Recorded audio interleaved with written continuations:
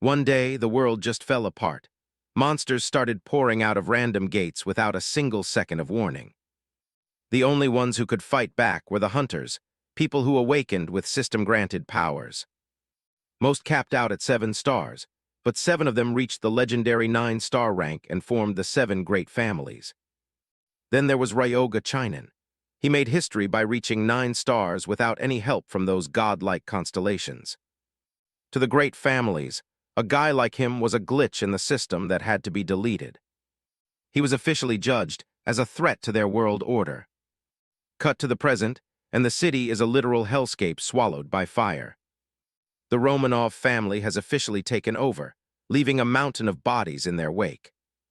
Ryoga is cornered and bloody, clutching a cracked pocket watch in his hand. He's gasping for air, his face battered and covered in his own blood. He drops to his knees in the middle of the wreckage, barely hanging on. He glares up at his executioner, cursing the name Dmitri. Standing over him is Dmitri Romanov, a 9-star hunter acting as the vessel for the god Odin. Ryoga asks the one thing he needs to know: why go through all this effort just to kill him? Dmitri just laughs. He says it's because Ryoga refused to submit to the families or accept a god's grace. He explains that the constellations themselves are calling for Ryoga's head. An independent undead king with this much power is just too big of a risk for the balance. Ryoga just scoffs at the whole divine order speech. Dmitri mocks him for choosing a defiled path instead of bowing to the constellations. The old man raises his hand, and divine golden light starts gathering around him. Ryoga forces himself back up, mocking Dmitri for hiding behind a god's power. He's done with the talk and decides to show exactly why they're afraid of him. Skeletons begin clawing their way out of the scorched earth at his command. Dark energy ripples through the air as the spell activates. He unleashes his death field, blanketing the ruins in shadows and bone. A legion of the dead rises behind him, ready for one last stand. Dmitri isn't impressed. He charges up his own strongest magic to end this. A pillar of blinding light descends from the sky right into the old man's palm. Ryoga realizes his skeletons don't stand a chance against what's coming. Dmitri unleashes the Eye of Odin, a massive burst of holy energy. The core of the attack glows with an intense heat. A massive beam of fire and light tears through everything in its path. But instead of running, Ryoga just smiles. He's got one last card to play. Dmitri sees that look on his face and starts to panic. Ryoga holds the pocket watch right in the path of the incoming beam. The system alerts him that the Kronos' pocket watch has detected the divine energy it needs. The watch drinks in the power of a constellation, fulfilling the requirements for its secret skill. The entire world begins to warp as the artifact starts winding back time. Ryoga laughs to himself. If he doesn't have a god's power, he'll just steal theirs. The blast hits full force, but Ryoga's form is already starting to vanish. Dmitri realizes he's been played, but it's far too late to stop it. Ryoga clenches his fist around the glowing watch, ready to put Odin's power to good use in the past. Ryoga gives the 7 great families a final middle finger, promising to tear them all down in his next life. The gears of the pocket watch click into place as it drinks in the divine energy. A blinding flash of white light swallows everything, tearing Ryoga away from the battlefield and through time. He wakes up staring at a plain ceiling light, the silence of the room a stark contrast to the burning capital. He bolts upright, gasping for air as if he's still feeling the weight of the attack. His heart is pounding against his ribs, and sweat pours down his face as he tries to ground himself in reality. He takes a shaky breath, his eyes darting around the small, cramped space. It's unmistakable. He's back in the tiny house where he used to live before everything went to hell. He looks down at the watch in his hand, wondering if he really managed to pull off the impossible. He grits his teeth at the memory of Dmitri's pathetic reasons for trying to kill him. A system window pops up, confirming it's the broken Kronos' pocket watch, a holy relic that can only perform this miracle once. The watch face is shattered, the price paid for sending his soul 23 years into the past. Ryoga lets out a dark chuckle. His gamble worked perfectly, even without the help of some constellation. He realizes he landed right on the day the system first appeared, just after he left the orphanage. The system initializes, showing his base stats and his innate trait clear mind, which makes him immune to mental attacks. He's prompted to choose a starting class from martial artist, mage, or priest. In his first life, he picked the magic path without thinking, but he's not going to make that same mistake twice. He sits back on his bed, deciding to hold off on picking a class until he can find something that actually suits his plans. He throws on a jacket and heads out, ready to put his knowledge as a former 9-star hunter to good use. He makes a beeline for the Natsuhabara Hunter Market, the hub for all things supernatural in the city. He steps into a jewelry shop where the clerk greets him with a professional smile. She starts her sales pitch about rings from the Magus company, but Ryoga cuts her off and asks for the Ring of Dark Gloom. The shopkeeper freezes, the friendly look on her face replaced by pure confusion. She warns him that the ring is heavily cursed, but he doesn't care and just asks for the price. A few minutes later, he's walking back through the market, holding a small black box. The clerk was practically begging him to reconsider, warning that they won't give any refunds for whatever happens next. He just spent $2 million, literally half of his entire net worth, on an item that most hunters wouldn't touch with a 10-foot pole. The ring is a rare-grade item, inhabited by shadows, that inflicts a mental curse on anyone who wears it.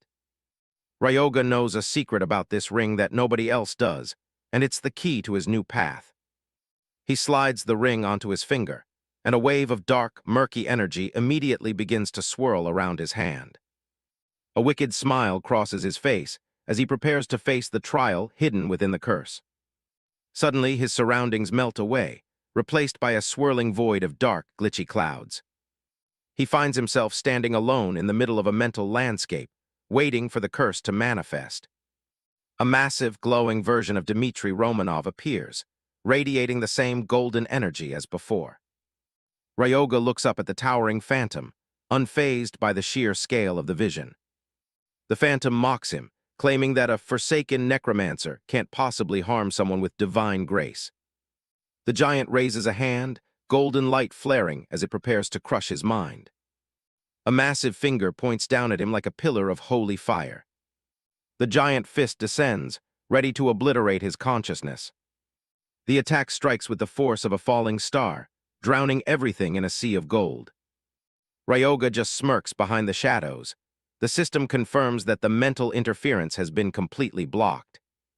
Thanks to his clear mind trait, he stands perfectly still as the mental attack shatters uselessly against his total immunity.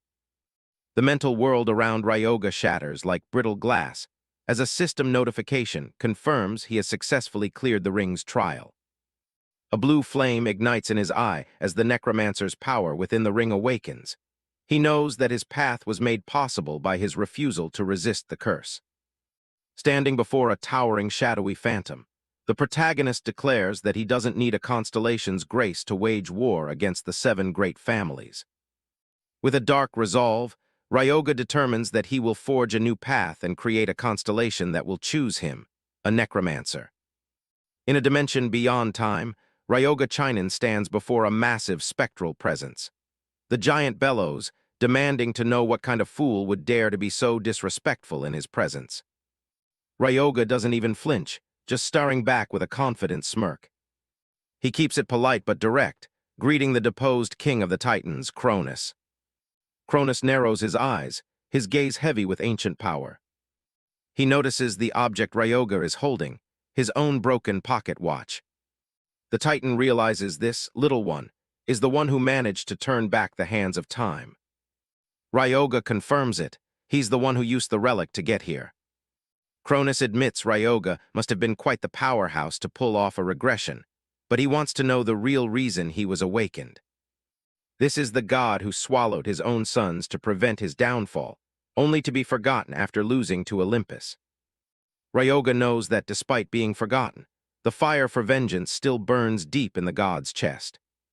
He cuts straight to the point and asks if Cronus wants revenge.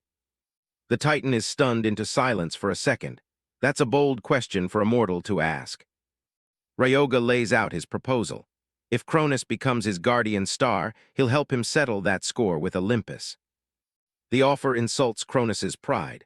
A mere human, someone without even a drop of divine power, is telling a god to submit. Ryoga grips the pocket watch tighter as the tension in the room spikes. He points out that he reached the 9-star rank once before without anyone's help. Plus, Zeus is at the top of his own hit list. He's going after all the great families that betrayed him, and destroying them will strip Olympus of its influence on Earth. Cronus scoffs, telling him his ambition is tiny compared to a god's wrath. Besides, even if he wanted to help, Ryoga is a necromancer. Their natures don't match up. Ryoga argues that while Cronus is the god of time, he's also the god of harvest. That changes things. Usually, stars only contract with hunters who resonate with their nature. Cronus looks back on his own legacy as a deity presiding over the cycle of the seasons. The scythe, which represents the harvest, is the exact same symbol as the Grim Reapers. Both deal with the cycle of life, death, and rebirth. In Ryoga's eyes, they're cut from the same cloth. Cronus snaps, furious that a human would dare link his divine nature to death. The entire divine realm begins to shake as the Titan's anger boils over. Ryoga tells him to shut up and listen. Now isn't the time for posturing. He asks if the Titan really plans to spend the rest of eternity as a powerless, forgotten name. If he's okay with being weaker than the gods who replaced him, Ryoga is fine walking away.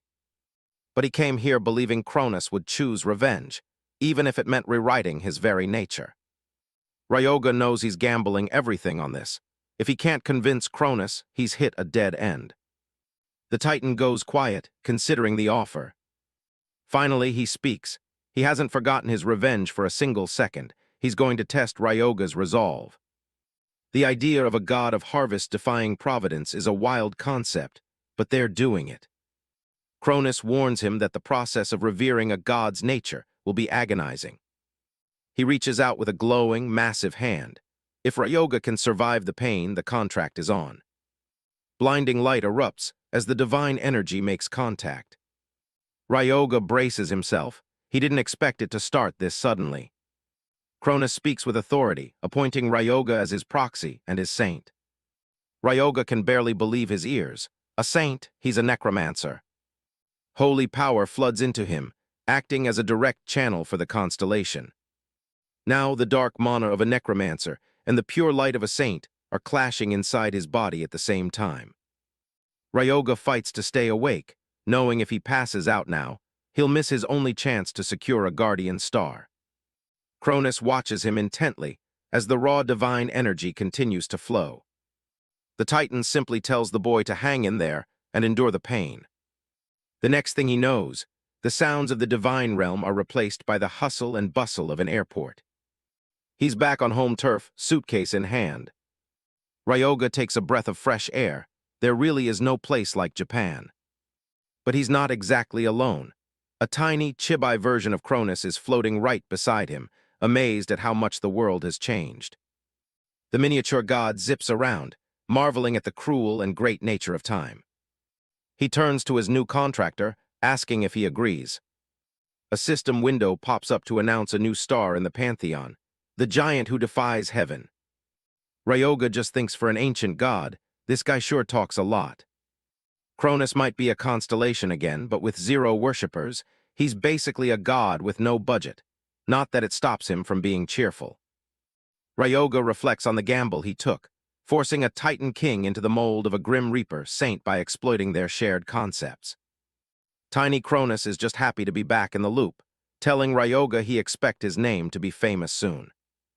Ryoga checks his status and realizes he is now a hybrid of a high-tier saint and a necromancer, all while the old man continues to ramble incessantly in his ear. His new Saint of the White Knight title boosts his holy spells and lets him use necromancy without any class penalties. The skull icon of his class glows with an eerie, divine light. He even got the White Knight trait, allowing him to swap holy power and spirit power at will. He also unlocked Life Drain, a holy spell that's been twisted by death to steal life force for healing or buffs. Normally, these two powers would never work together. Wielding two completely different energies like this is basically a cheat code. Even Ryoga has to admit that this combo is completely broken. He asks if the tiny god had this all calculated from the very beginning. Cronus just laughs, reminding him that he was the king of gods for a reason. Ryoga starts mapping out his next steps to power up. He needs a training ground, and an old gate nearby seems like the best starting point. He decides on the ancient garden. It's the perfect place to test his new dual nature powers. Looking back at how it all started, Ryoga had just cleared the trial of the Ring of Darkness. The ring's rank immediately jumped from rare to epic. That's when the big moment arrived. He had to pick a class from 4 options tailored specifically to him. He didn't hesitate to pick Necromancer, a class that uses corpses and souls to fuel its strength. Choosing it first granted him a unique selection bonus. He gained the Guide of Death trait, which makes his spirit power usage way more efficient. Ryoga was pretty happy with how things were kicking off. Though he quickly noticed, he only had 2 usable skills for the time being. The first was the essential, Raise Undead. The second was Bone Control, which lets him manipulate skeletal remains at will. All his past knowledge is flowing back into his head, but his physical rank is back to level 1. He knows he can grow stronger by following the book, but that's not his ultimate goal. Normal leveling isn't enough to reach the transcendent realm of a 9-star. Being a necromancer this early is a massive advantage, but it's still not enough. To settle his score with Dimitri, he knew a guardian star was his only real option. Ryoga wastes no time and hops on a plane, heading straight for the site of his next big gamble. He arrives at the ruins of the Temple of Cronus, which in this era is nothing more than a spot for tourists and researchers. History remembers them as the ancient constellations who lost their light after being defeated by Zeus and the gods of Olympus. While some, like the sun god Helios, accepted the new order to remain active, others were cast into total obscurity. Ryoga stands in the heart of the crumbling sanctuary, looking for a presence that hasn't quite vanished from this world yet. He pulls out a cracked pocket watch, a relic linked to a master far different from the gods who bow to Olympus. With a confident smirk, he asks if it's finally time to meet a fallen constellation. He slams the pocket watch onto the ancient altar with every ounce of strength he has. The relic responds instantly, erupting in a violent surge of golden energy that illuminates the entire temple. Reality itself seems to tear open as a massive vortex of mana swallows the ruins. When the light fades, he finds himself in a magnificent divine hall, a hidden sanctuary floating amongst the stars. Ryoga stands before a towering stained glass window, having finally reached the heart of a celestial palace. Suddenly, a booming voice echoes through the void, demanding to know just who has dared to enter. The sky is bright and clear over the city today. Right in the middle of a park, a massive glowing portal hums with energy. These gates are doorways to other dimensions that hunters have to clear. This one's the ancient garden, a fixed type, meaning it doesn't disappear until the boss is dead. Ryoga Chinen stands before the blue rift, ready to see what his new class can actually do. All around him, hunters are busy grouping up. Ryoga remembers the days he spent dragging around useless teams. Just as he's about to head in, someone calls out to him. A guy in heavy armor steps forward, offering Ryoga a spot in his party. Ryoga doesn't even hesitate. He's better off alone. The armored hunter is a bit taken aback, but he takes the rejection in stride. His teammates watch Ryoga walk away, wondering if a newbie like him will even survive on his own. One of the girls tells the leader not to sweat it. The guy made his choice. Ryoga just smirks. He isn't here to play nice. He's here to test a very specific set of skills. The world shifts as he steps through, and a screen confirms he's entered the ancient garden. It looks like a peaceful forest, but the silence is way too heavy. Deep in the brush, something small and ugly is waiting with a rusty blade. Ryoga knows the drill. He's just waiting for the first thing to jump out. Right on cue, a goblin dives from the trees. The creature screeches, lunging with its knife.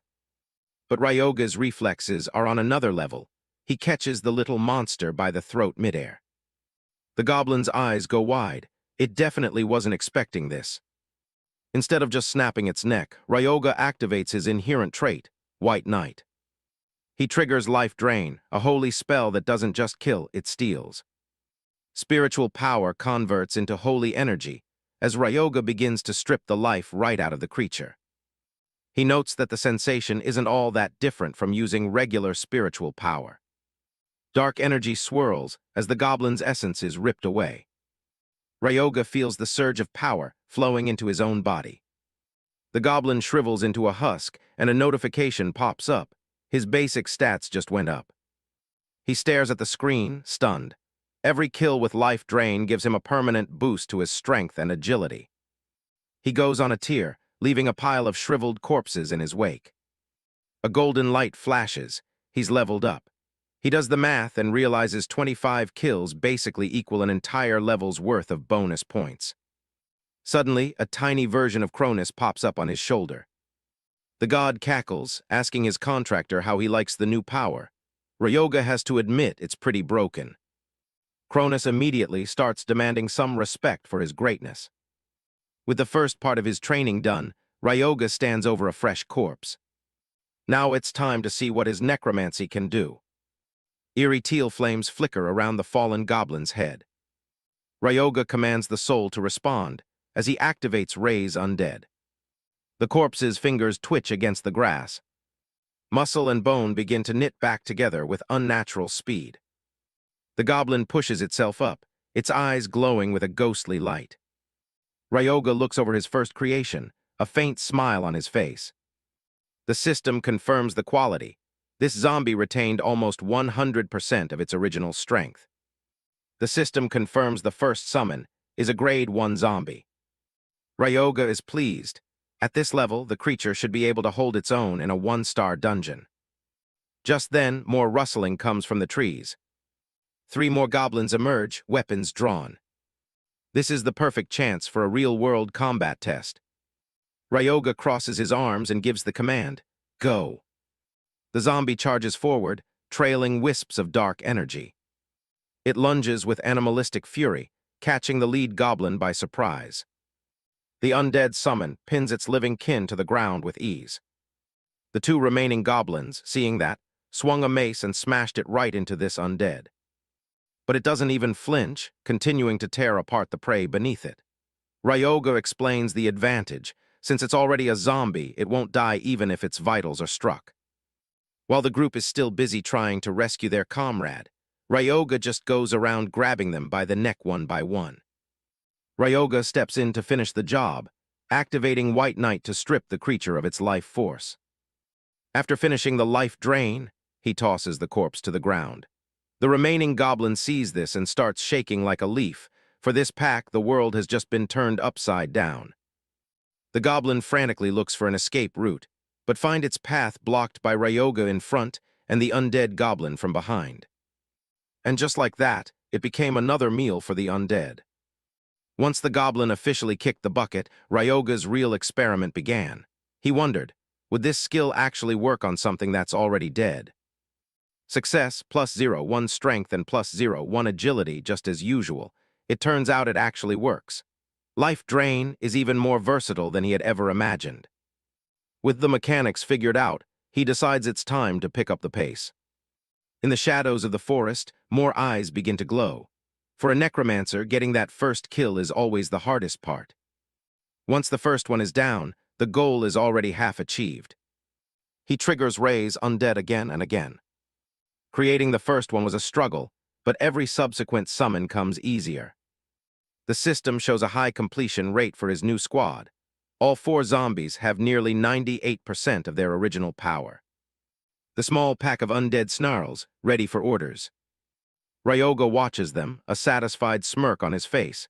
This is exactly what he needed. In his mind, necromancers really are the best class. He lets his minions loose, and they start tearing through the local goblin population. One zombie takes a direct hit, but doesn't even flinch. The regular goblin freezes, confused why its blade didn't stop the monster. The zombies are relentless, overwhelming their prey with pure numbers. It's a bloodbath in the clearing, as the undead horde does the heavy lifting. Chibai Cronus floats beside Ryoga, complaining that his contractor should fight with a bit more dignity. Ryoga tells him to get used to it. This is just how he operates. A screen pops up. He's already hit his command limit of 20 undead. He looks at the dark energy flickering around his hands. Behind him, a full army of zombie goblins stands in formation. They sweep through the forest, clearing everything in their path.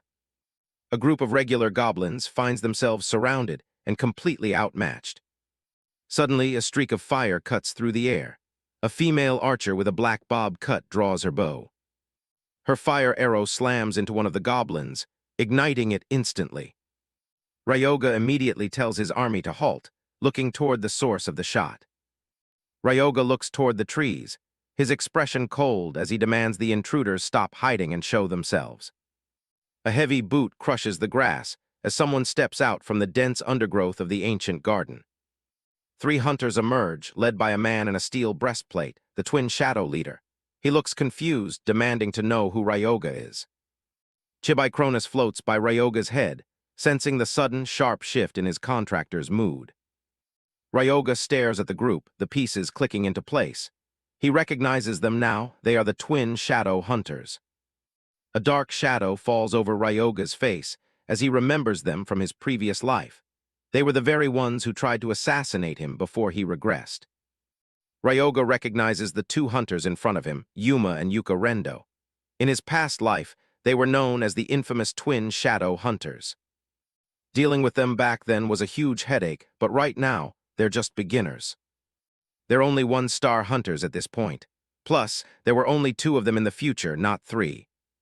Cronus suggests taking them out while they're still weak, but Ryoga isn't interested. They were only hired guns in the future, so he doesn't hold a personal grudge.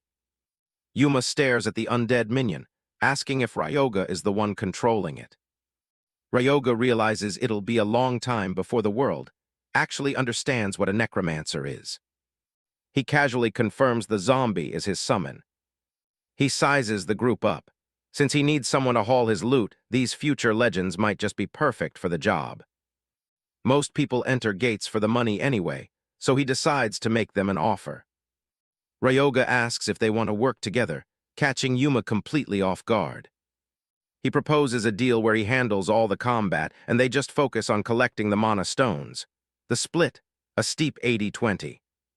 He waits for their answer, knowing they're desperate for easy pocket money. The group pulls back to discuss the weird offer in private. Yuka is immediately suspicious, and Hebara agrees. A hunter who summons zombies is unheard of. Ryoga starts yawning. He doesn't have all day for them to make up their minds. He tells them they're taking too long. Seeing him about to walk, Yuma quickly stops him. They agree to the job, but try to push for a more even 50-50 split. Even with that, they'd only be making a small fraction of the total. Ryoga isn't negotiating. He tells them it's 70-30 or the deal is off. Yuma has no choice but to fold. Hebara is still shaking in his boots, but Yuma tells him to man up. If Ryoga really wanted them dead, they wouldn't have lasted this long anyway. Yuma watches Ryoga walk into the gate with 0 equipment and absolute confidence. It's definitely unusual. A few hours later, the forest is filled with the sound of someone completely spent. Hebara collapses on the grass, begging for a break. Yuka is right there with him. She's hit her absolute limit. They've been hauling a massive pile of mana stones, and it's clearly taking its toll. Yuma wipes the sweat from his brow. He knew Ryoga was strong, but this is ridiculous. The scale of the slaughter is beyond anything they imagined. Goblins are falling left and right. Ryoga drops another corpse in front of them, calling it more cash for them to process. Yuma desperately asks if they can finally take a rest. But the zombies aren't stopping. One of them snaps a goblin's neck like it's nothing. Ryoga points out even more work for them to do. To him, this is just efficiency. He flashes a bright smile and tells them to take their time. The irony isn't lost on the exhausted party. The trio is left speechless. At this rate, they're convinced Ryoga isn't even human. The immediate area is finally cleared of monsters. With a moment of peace, Ryoga decides to check how much he's progressed. The status window pops up, showing a massive increase across all his core stats. In just 3 hours of grinding, his specs have already reached the level of a level 4 hunter. Life drain is broken. His actual level went up as well, making the grind more than worth it. Now it's finally time to deal with the boss of this gate. They approach a clearing where a group of elite goblins is waiting. The goblin shaman sneers, sensing a foolish human has entered its domain. It's ready for a fight. Ryoga looks at the boss and scoffs. To him, this goblin is just acting like a king. Yuma is shaking, warning Ryoga not to provoke something this dangerous. The goblin shaman glares back with a glowing red eye, ordering his minions to bring the human before him. Dozens of goblins roar and charge all at once. The shaman wants Ryoga torn apart until there's nothing left. Ryoga just stands his ground. The first wave slams into his summons, and the forest turns into a chaotic battlefield. His undead minions fight back, but they're taking heavy damage. Blood splatters as the goblins start cutting through his ranks. A system notification pops up. His summon count is starting to drop. Ryoga isn't worried. He tells the fallen corpses to answer his call. Dark energy swirls around the fresh bodies on the ground. New summons rise up immediately, replacing the ones he lost. The battle rages on as the new reinforcements tear into the goblin army. Yuma watches in shock. Ryoga is turning the very enemies he just killed into his own soldiers. The shaman starts chanting a dark incantation, realizing his initial wave isn't enough. He raises a skull-topped staff high into the air. A totem slams into the earth, sending a shockwave of red energy across the clearing. The totem of valor empowers every goblin in the vicinity, making them even more aggressive. The shaman brags about how his totem debuffs his enemies while making his allies invincible. Ryoga just stared at him with a blank expression, asking him to say that again, right as his minion pulled the totem from the ground and snapped it in half. The boss turns around, fuming that a human would dare to be so arrogant. He declares that he won't let a mere human touch his sacred totem. Instantly, a succession of skull totems slammed into the ground all around them. But without him even having to give the order, his undead minions had already snapped one of the totems in half. And just like they were programmed, the rest of the minions followed suit, completely destroying every single totem the boss had just summoned. The shaman gripped his staff tight, his entire body trembling with pure rage. Ryoga just smiles, asking the boss if he's feeling frustrated already. Infuriated, the shaman raises his staff for one final, devastating move. He calls upon the incantation of madness, slamming the staff down with everything he's got. Yuma and his group can barely watch. The dark energy coming off the boss is suffocating. The system confirms the madness has been activated, granting the goblins a massive 50% boost to their stats. The goblins go into a frenzy, tearing through Ryoga's remaining forces. Count drops to 18. It keeps falling, 15 summons left, then 10. The summons are being slaughtered faster than Ryoga can replace them. Count is at 10. Blood soaks the forest floor as another minion is crushed. Only 8 remain.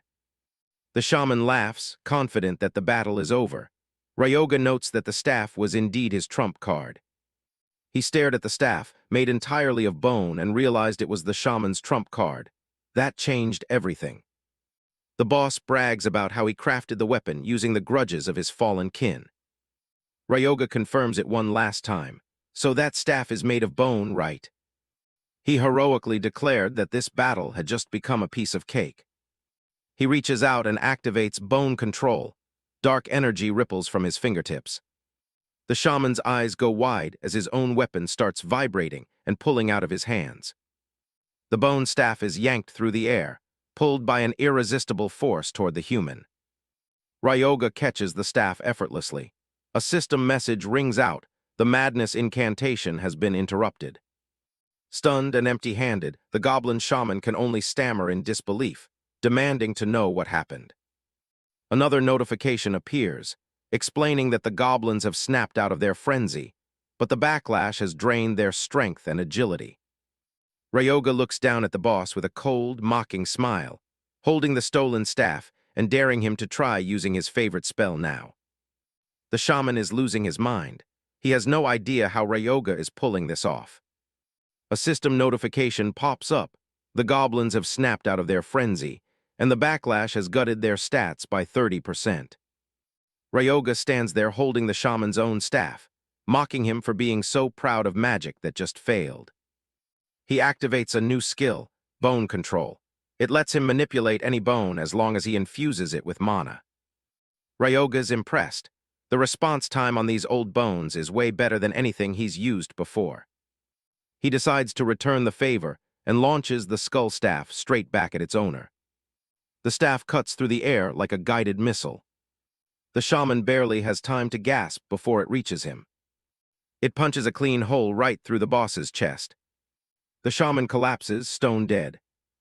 Ryoga doesn't waste the body, immediately activating life drain to siphon off some extra stats. He's happy with the haul. Taking down a boss early on is a massive level-up shortcut. He hears movement behind him and turns to look. The rookies show up just in time to see the aftermath, looking completely stunned. While they stare, Ryoga starts harvesting the shaman's blood into a bottle. He almost forgot this part, nodding that the life drain took up most of what was left. He casually tells the party to handle the cleanup while he takes a breather. The group looks at the literal carpet of goblin corpses, wondering if they're actually supposed to bag all of them. The scene shifts to the city of Natsuhabara under a clear blue sky. A hunter steps through the dungeon portal. Ryoga leads the way, looking like he just went for a casual stroll. Behind him, the rookies are struggling under the weight of massive bags filled with mana stones. The crowd starts whispering. They can't believe a small team of 4 hauled out that much loot. Ryoga suggests hitting up a local shop to cash in their earnings. The warrior agrees, saying they should handle it themselves to make sure they get a fair price. Ryoga gives them a sharp look, asking if they really think he'd trust people he just met with all that gold. The rookies immediately panic, babbling about how hard they worked and how they'd never screw him over. Ryoga's expression softens as he laughs. He was just messing with them. He asks for a ballpark figure on the loot. The warrior estimates its worth about 6 million. Ryoga's eyes land on the shaman's staff, sticking out of a bag. He asks why it's being ignored. The warrior explains it's basically junk. A system window reveals it's the Staff of Grudges, a rare priest weapon that's heavily cursed. The stats are great, but the Curse of Confusion is a deal-breaker for most players. The warrior adds that even if a priest could use it, they couldn't handle that much spiritual power. Ryoga just smirks. He asks if he can just take the staff as part of his share. The party is caught off guard. He offers to have its value deducted from his gold cut when they settle the bill. The warrior won't hear it. He tells Ryoga to just take it for free, since they wouldn't even be alive without him. The rest of the team agrees immediately. They're happy to let him have the trash item. Ryoga smiles. He's starting to really like the way this team works. He tells them to meet up for another dive tomorrow before walking away. The next day, Ryoga returns to the dungeon entrance. A message confirms he's entered the ancient garden. He's already back at it, standing over a fresh kill while his mana flares up. Ryoga asks the group if they've got any juice left for another round. The whole party is slumped over on the grass, surrounded by a mountain of loot. The warrior admits they're completely tapped out and can't handle another fight today. Their bags are literally bursting at the seams with mana stones. Ryoga tells them to head back to town without him while he finishes up. He continues deeper into the forest, trailed by his army of undead goblins. Cronus pops out, asking why he purposely sent his mules away. Ryoga says what he's about to do next is strictly off the record. No witnesses. He makes his way to the north side of the ancient garden. The swampy area is quiet, but something is definitely moving in the water. Glowing red eyes track him from the darkness of the bushes. A pack of murlocs suddenly leaps out for an ambush. One of them lunges at him with a guttural growl. Ryoga's undead summons intercept the strike instantly. The murlocs gasped in pain and fury. It was the first time they had ever encountered an opponent so numerous and ferocious. But these murlocs weren't just pushovers. They immediately drove their metal spears straight into the brainless goblins. The forest erupted into a bloody massacre between the frogmen and Ryoga's squad. The number of goblins began to dwindle. It was a literal massacre. Before his summons could even get close, they were already being turned into shish kebabs by those spears. Ryoga watches calmly, nodding that since frogmen are stronger than goblins, this was the only way it could end. He extends his hand, activating potion control to guide his attack. He fires his skull staff like a harpoon, impaling a frogman through the stomach. A system window explains oil shower. It's a skill that shrugs off physical piercing damage. The frogman just grins with a staff stuck in its gut. It didn't even hurt. Ryoga's a little annoyed. His basic attacks aren't cutting it against this passive defense. The guy lunged forward and stomped straight onto the staff.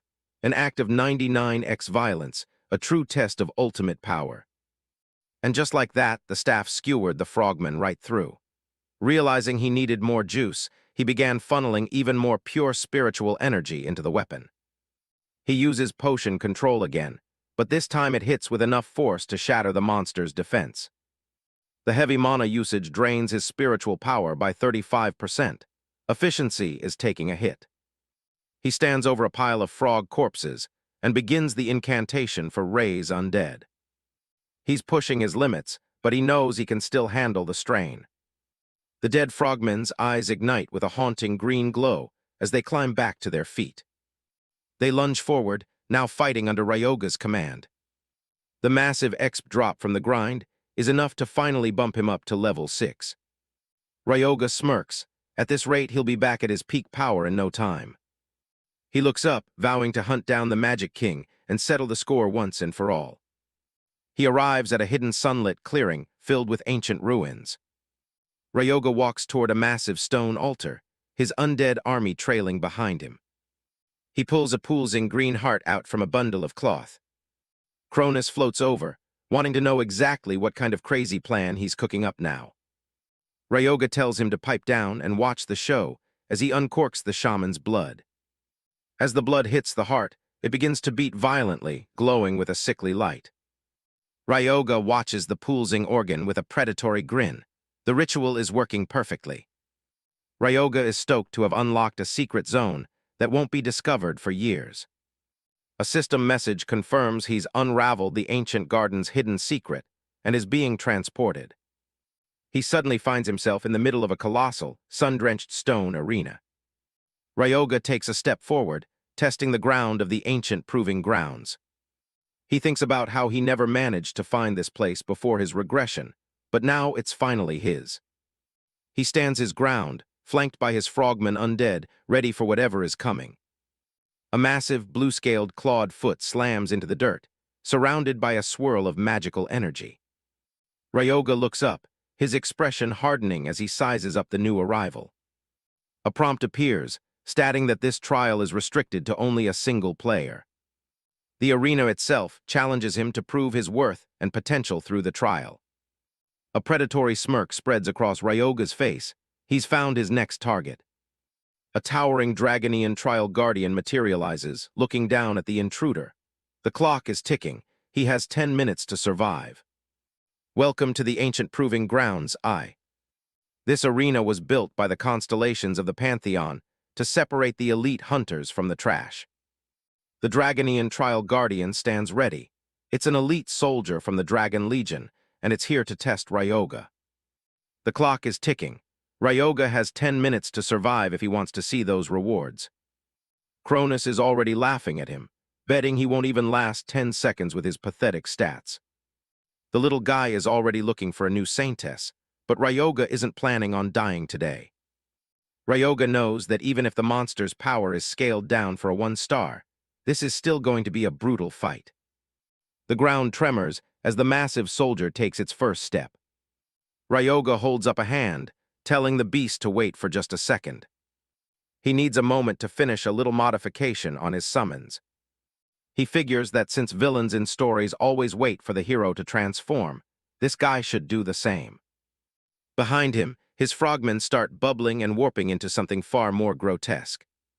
Cronus is actually impressed. he's pulling off an on-the-spot modification mid-battle. Ryoga invites the monster to come at him. After all, he hasn't forgotten his life as a master necromancer. The Dragonian's eyes flare. It's tired of waiting. It charges forward with a roar. Ryoga's summons launch into the air to meet the attack. The zombies swarm over the giant, grabbing hold wherever they can. The beast is confused as they latch onto its body. The frogmen didn't have a single tooth in their heads, yet they still gaped their mouths as wide as possible to bite into the Dragonian guardian. It looked absolutely hilarious. The cannon fodder summons just clung to the Dragonian guardian like glue, leaving him completely flustered. His face twisted with extreme irritation as he began flailing his limbs in a desperate counterattack. These frogmen are literal cannon fodder. With just a single punch, they explode like firecrackers. But the master of schemes has finally unmasked his true intentions. It turns out Ryoga's real goal in ordering the frogmen to charge in was to use them as suicide bombers. The moment the Dragonian guardian crushed one of them, level 12 acid poison from the cannon fodder frog's blood began melting right through the beast's reinforced armored scales. Ryoga smiles. He sacrificed their strength and agility just to make that poison lethal. The dragon soldier slams the ground in pain, trying to shake off the swarming zombies. It realized it couldn't play by Ryoga's rules anymore and needed to turn the tables. Its feet crushed the very ground as it braced itself for an all-out final strike. The beast let out a terrifying roar, lunging straight for the commander for a decapitation strike. Ryoga had to admit, this guy was surprisingly tough to have solved that problem so cleanly. He pumps spiritual power into his staff, temporarily boosting its defensive stats. He catches a massive blow, the impact vibrating through his entire body.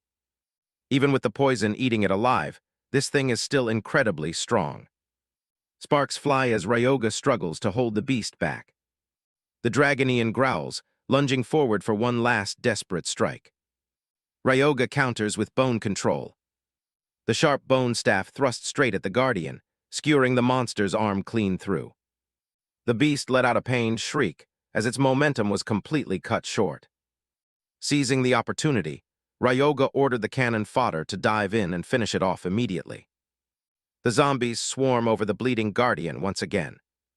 The Dragonian's strength is fatting fast under the relentless assault.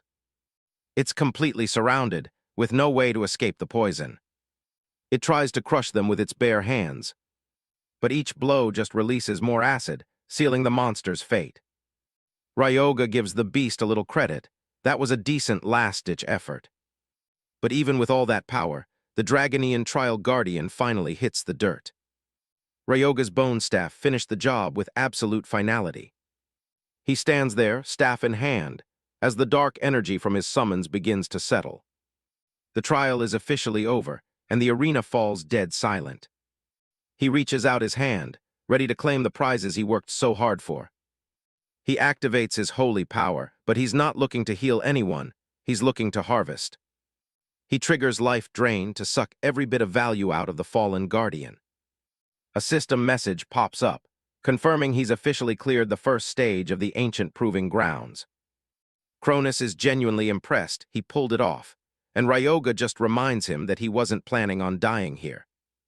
He receives a new engraving on his soul, the Crest of Endurance. It's a Transcendent Rank passive buff that cuts his damage delay and boosts his mana recovery permanently. Ryoga checks the new stats and nods. It's a massive power spike for someone at level 1. But the real prize is the Dragonian corpse itself, which is a goldmine for a necromancer. He plans to use it to create a summon that transcends its original form, refusing to let these prime materials go to waste. To do that, though, he's going to need some high-level alchemical tools. He heads over to Kishu Prefecture, tracking down a very specific man from his past life. He arrives at a nondescript workshop that looks pretty ordinary for now.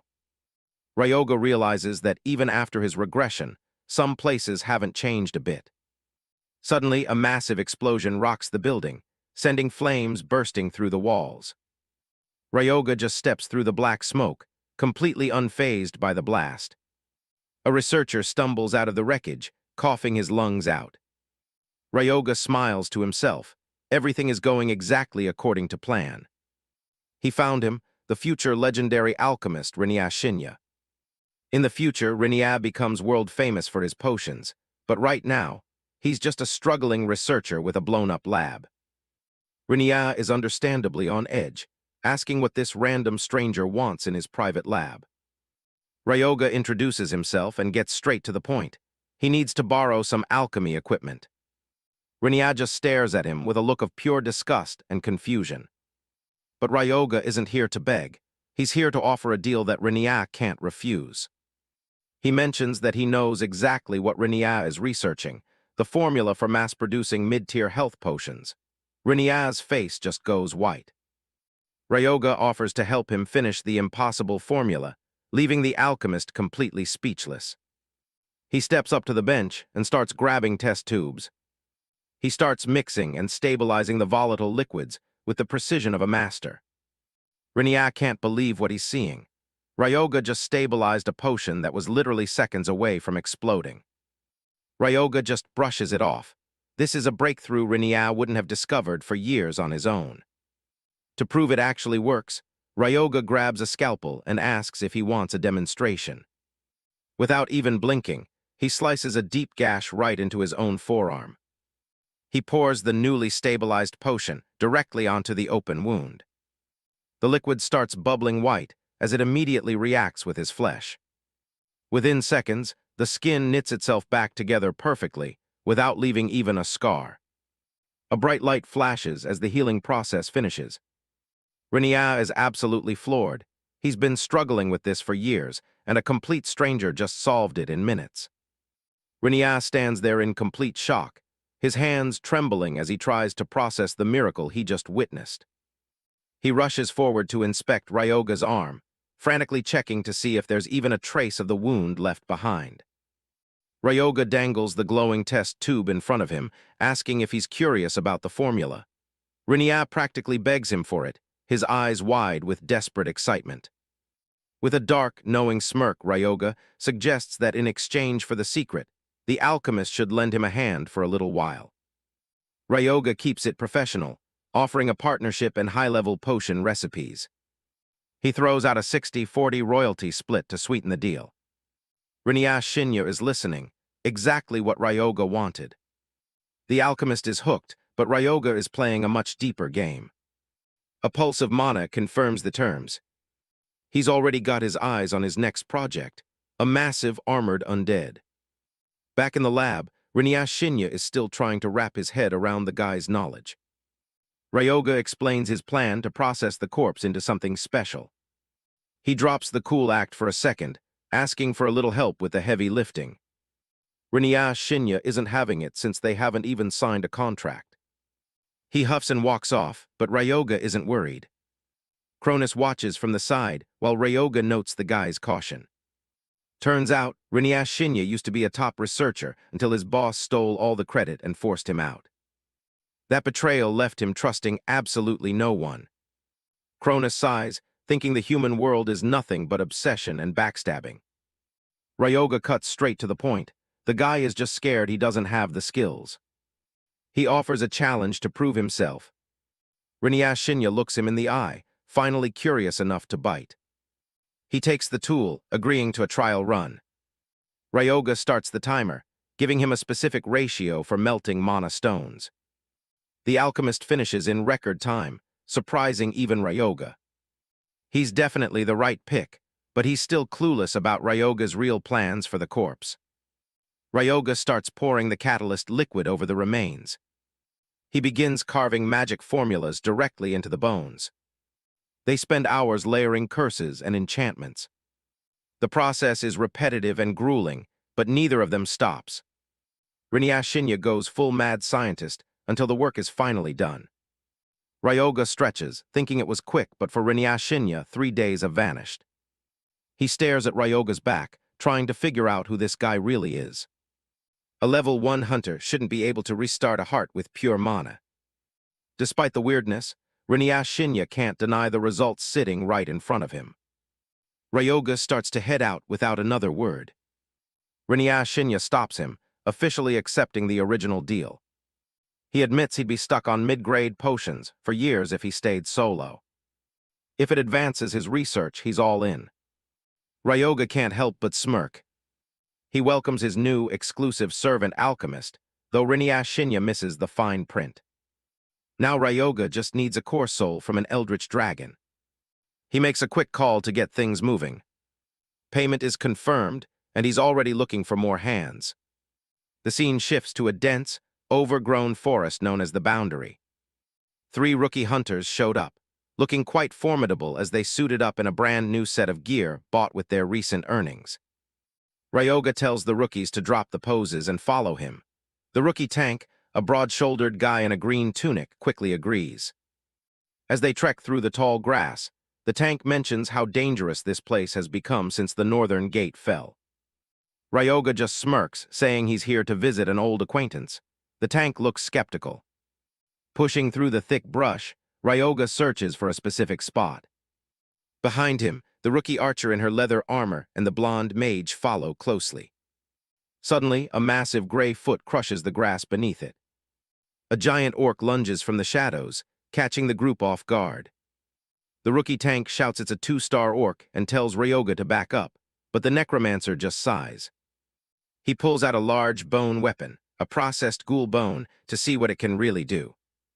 Activating bone control, Ryoga channels dark energy through the weapon. The orc's red eyes glow with murderous intent. It raises its spear, ready to skewer the intruder. Ryoga manipulated the bone blade, thrusting it straight at the orc's spear tip. He remains perfectly calm as the monster roars. It's a bad day to be an orc. The weapon slammed into the spear tip, knocking it off course, but it didn't stop there. Under Ryoga's manipulation, it continued its flight. It tears straight through the monster's torso, spraying blood across the clearing. Ryoga notes the beast is surprisingly durable since he missed the heart. Even with a hole in its chest, the orc grips the bone and refuses to go down. Blood continued to pour as the berserk orc ripped the bone shard out and hurled it away. The monster let out a guttural roar as it raised its fist and charged straight at the protagonist. It swings a desperate fist at Ryoga's head. A flash of green energy erupts, absorbing the impact. The rookie tank slides in with his shield just in time, and Ryoga commends his timing. Ryoga focuses, his eyes glowing with mana. He decides one spike isn't enough and ups the ante. 3 massive bone shards erupt from the air around the beast. They impale the orc from all sides, silencing its screams for good. The massive corpse hits the ground with a heavy thud. The rookie tank is speechless, staring at the monster Ryoga just soloed. Ryoga doesn't wait for praise, telling them to pick up the pace because the real work is starting. The tank follows, nervously asking if they're even heading the right way.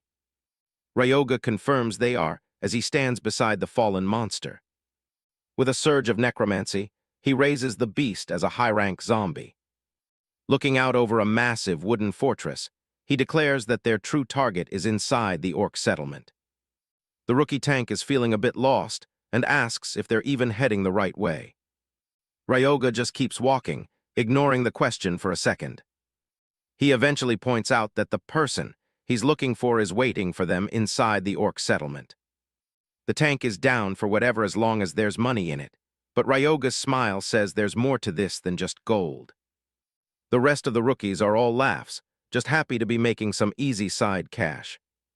But looking at the trail of orc bodies they've left behind, it's clear this trip has been anything but easy for the monsters. Ryoga hits level 13 and keeps soaking up stats from the fallen orcs. He hits a wall, though. The system tells him he's reached the limit for how many stats he can drain from this race. He's not even mad. He knows everything has a limit eventually. As the sun starts to dip, he decides they've done enough hunting for the day. They set up camp and get a fire going to warm up. The rookies are impressed with his preparation, realizing they've already been out here for 3 days. Under the full moon, Ryoga notes that his stats have jumped quite a bit, so they're heading for the settlement tomorrow. The crew takes the news well and prepares to turn in. They say their goodnights, while the shadows of Ryoga's undead guards loom over the camp. Out in the dark, the orcs are still active, completely unaware of what's coming for them. The rookies are out cold, snoring their heads off in the tent. Ryoga finds a quiet spot on a rock to sit and think. He decides it's the perfect time to check out the new secrets he unlocked with his level up. He enters his mental library of knowledge, where the previous Lord of Death left all his research. He reaches for one of the books, ready to dive in. Too bad most of the good stuff is locked behind a level 45 requirement. He's stuck with the beginner guides, which is a bit of a slap in the face for a former 9-star master. He figures something is better than nothing and starts reading anyway. He spends the night buried in books, studying the basics. Even these entry-level scrolls have details that would blow a modern necromancer's mind. His eyes glow as he absorbs the info, refining his power. By morning, a system alert pops up. He's officially learned a new skill. The rookie mage was still fast asleep, dead to the world.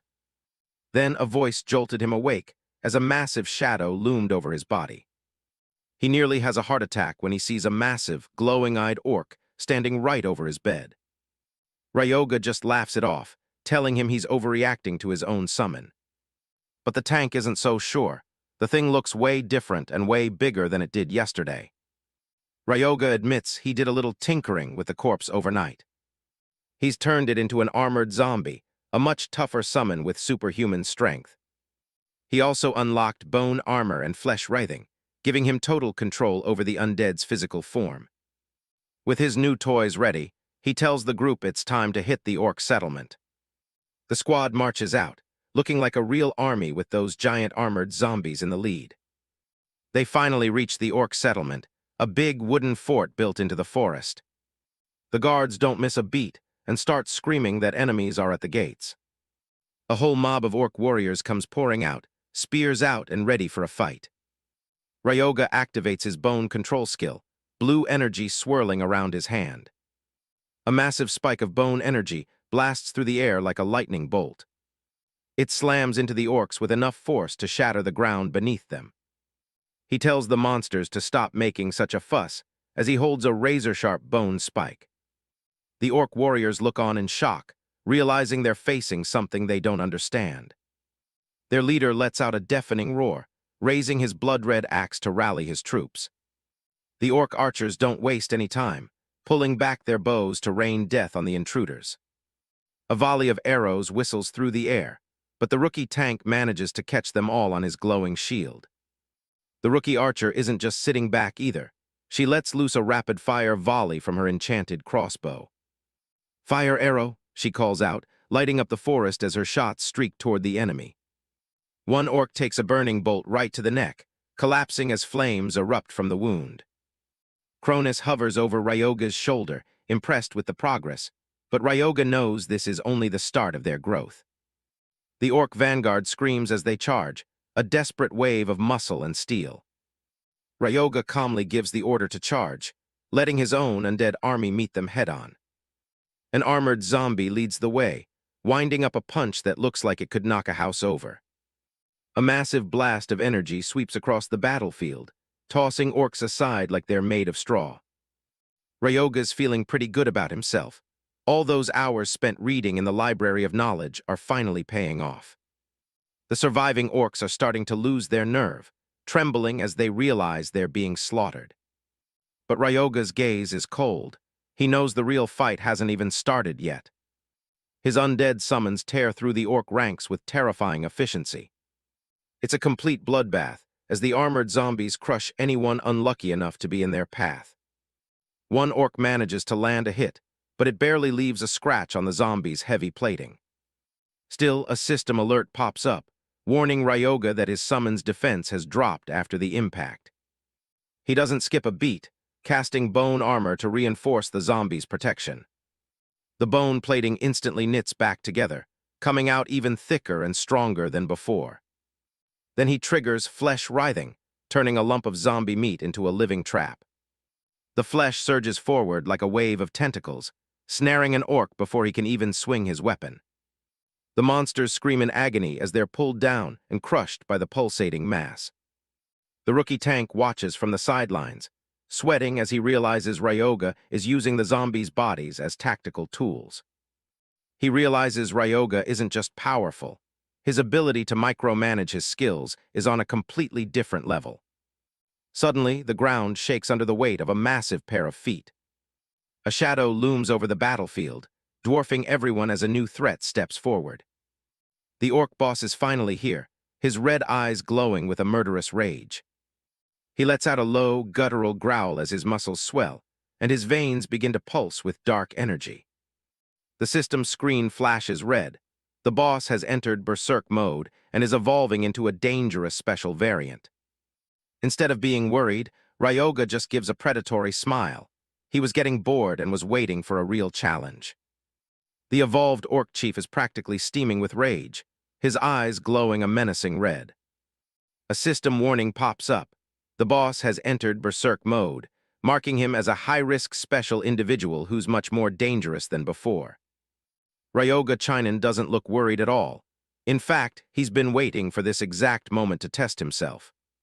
The monster lets out a deafening roar and brings his massive axe down with everything he's got. Ryoga stands perfectly still, not even flinching as the heavy blade whistles through the air toward him. At the last second, he makes his move, activating his bone control skill. Long bone spikes, shrouded in murky black energy, streaked through the air as they lunged straight for the orc. Thud, thud, thud.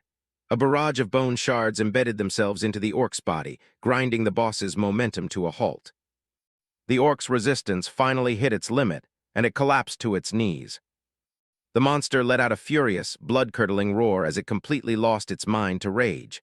However, the sheer number of bone spikes impaling its body was too much, causing it to collapse completely. He gasps and struggles, his eyes filled with pure shock as he tries to pull the bones out of his chest. Ryoga stands calmly, keeping the pressure on even as his spirit power begins to take a hit. The beast screamed in agony, utterly helpless to escape the cage. Every time it managed to rip one bone out, Ryoga would relentlessly drive a new one back in. Ryoga walks right up to his face, telling the beast to stop being so gloomy since he's about to have plenty of company. He's feeling the strain, though. Juggling 6 different bones at once is a massive drain on his power. He needs to end this now with one clean shot straight through the heart. He focuses every bit of his remaining energy into the bone control skill, his hands glowing with dark power. A final massive bone spike drives home, silencing the orc chief for good. The boss's corpse finally collapsed onto the ground, leaving behind a massive trophy of war right in the middle of the orc camp. Ryoga exhales, looking a bit worn out from the high-stakes gamble. He wastes no time and activates Life Drain, pulling the lingering energy from the fresh corpse. The stolen vitality flows back into him, quickly topping off his spirit power reserves. He wipes a smudge of blood from his mouth, feeling the rush of victory. Seeing their leader turned into a husk, the remaining orcs decide they've seen enough. They abandon their posts and scramble for the exit, screaming for everyone to run. But Ryoga isn't about to let any of them crawl away to warn the rest of their kind. He casts writhing flesh, and green tendrils of energy snake across the ground to snag the fleeing monsters. The orcs are tripped up mid-sprint and slammed face first into the dirt. They try to crawl away, but the magical grip is absolute as it drags them back toward the carnage. In a flash of dark power, Ryoga finishes the job, leaving the entire camp in ruins. The battle is over, and the ground is soaked in blood. All that's left of the orc chief is a shriveled corpse lying next to his discarded axe. Yuma and her party arrive on the scene, absolutely stunned by the sheer number of magic stones littering the floor. Ryoga picks up the heavy axe, a satisfied look on his face. This is the real prize. It's the blood axe, a rare item with no level restrictions and maxed-out durability. The thing is cursed, meaning the more blood it tastes, the more strength it grants the wielder. He's definitely happy with the haul. Taking down an entire village single-handedly was worth the trouble. He hands the axe over to the tank, putting Yuma and her team in charge of hauling the rest of the loot back to town. The group tells him they'll handle the magic stones while he goes off to pay his respects. Ryoga walks deeper into the woods, his footsteps the only sound in the quiet forest. He stops in front of a massive, gnarled tree that looks like it's been dead for decades. He looks up into the empty branches and tells whoever is hiding there to come out for a talk. The tree remained deathly still, showing no sign of movement against the fatting, sickly yellow light of the sunset. He lets out a long sigh, clutching a heavy bone in his hand with a grim expression. He looks up, his gaze hardening as he decides how to handle the situation. If that's how you want to play it. He swings the bone with a sharp, practice-like motion, ready to unleash his power. His eyes flared with a cold, golden light as he resorted to brute force, smashing the bone weapon against the trunk to force the hidden entity out. Suddenly, a massive eruption of dark, swirling energy bursts from the trunk, tearing into the air. A tall, shadowy figure with piercing red eyes materializes from the gloom, demanding to know who he is. Ryoga just smirks, completely unfazed by the intimidating presence. Glad to meet you. He addresses the spirit by his full name, Magic Fighter Kashiwagi Soraku. The spirit is taken aback, the shadows around him flickering. How do you know my name? Ryoga explains that he remembers him as the hero who held the line against the monster wave from the North 35 years ago. A memorial monument stands as a silent reminder of the warriors who kept Japan from falling that day. Flashback, Kashiwagi is shown in his prime, a magic fighter who combined martial arts with powerful sorcery. The spirit silhouette looks somber against the setting sun. So I didn't die for nothing. Ryoga looks away toward the horizon. Well, not everyone's name made the history books. Kashiwaga's eyes narrow as the tension rises. What are you getting at? Ryoga mentions a specific name, Hakugo Naruhito, the submaster of the Aragiri Guild. The flashback shifts to a forest engulfed in a massive, raging inferno. A younger Kashiwagi screams into his radio, desperately requesting backup for the civilians trapped in the farming district. He's facing a massive, muscular monster, while terrified people cower behind him in the smoke. He shouts Hakugo's name, pleading for support as his team's position becomes untenable. Damn it, we can't hold out much longer. Send help fast. The response on the radio is cold and final. Backup unavailable. We can't provide support. Kashiwagi looks down at the device, a look of grim realization crossing his face. Ryoga's voice narrates over the scene, accusing Hakugo of planning to use Kashiwaga's team as bait from the very start. While Hakugo's main force took the easy way out through the north gate, Kashiwagi was left to hold the line alone. Hakugo's voice crackles over the radio, laughing as he admits they bought enough time to slip away without a hitch. Ryoga continues. Hakugo sent them out knowing there were civilians, gambling they wouldn't just abandon them. Don't take it so hard. Hakugo's voice sneers from the speaker as the signal flickers. Hakugo took all the glory for himself, becoming the hero who stopped the wave while leaving the real warriors to die. You survive, you're a hero, you die, and that's the end of the story. The radio is left in the dirt. At that very moment, the orcs pounced on the civilians, starting to tear them limb from limb. But a streak of light flashed out, blasting the orc away with a surge of purple energy like a massive cannon shell. The orc's massive frame was sent skidding across the ground. It's game over for that beast.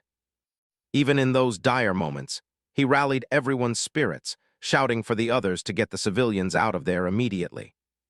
His teammates are hesitant to leave him behind, but he doesn't give them a choice. He orders them to move, shouting his last command with everything he has left. Ryoga's voice returns to the present. The same Hakugo who sent you to your death became a hero. And every record of you was wiped clean. Ryoga stands before the spirit. Ryoga calls it a tragedy. He died and someone else took the credit. You can't exactly rest in peace like that, can you? A giant, monstrous image of Kashiwaga's rage fills the sky as Ryoga suggests he'd want payback. The spirit's face is a mask of pure fury. Enough talk, get to the point. Ryoga's smile is subtle. The spirit of Kashiwagi Soraku glows with a menacing red light, his shadowy form flickering with suppressed rage.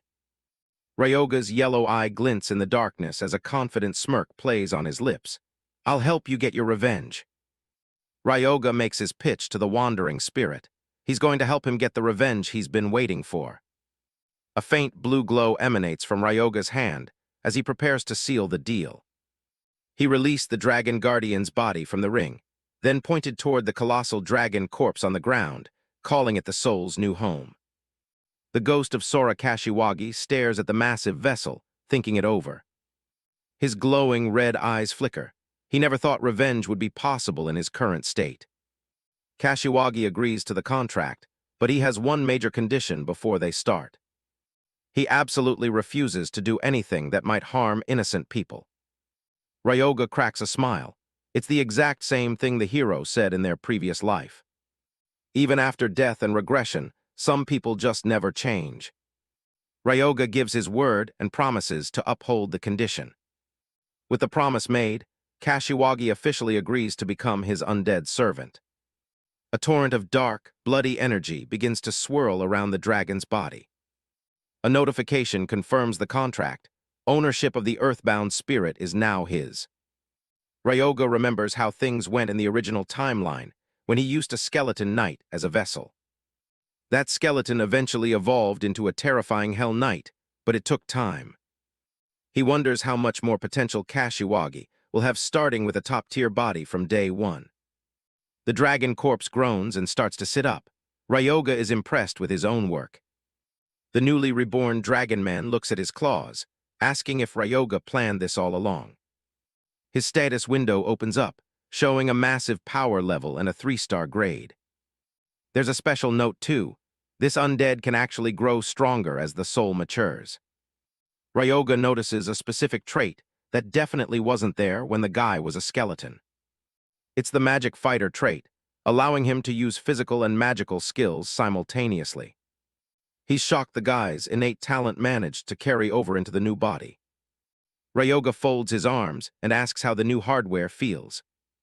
Kashiwagi flexes his claws, admitting it's not as good as his living body, but it'll work. Ryoga notes the body is labeled incomplete, probably because it's just an imitation of a dragon.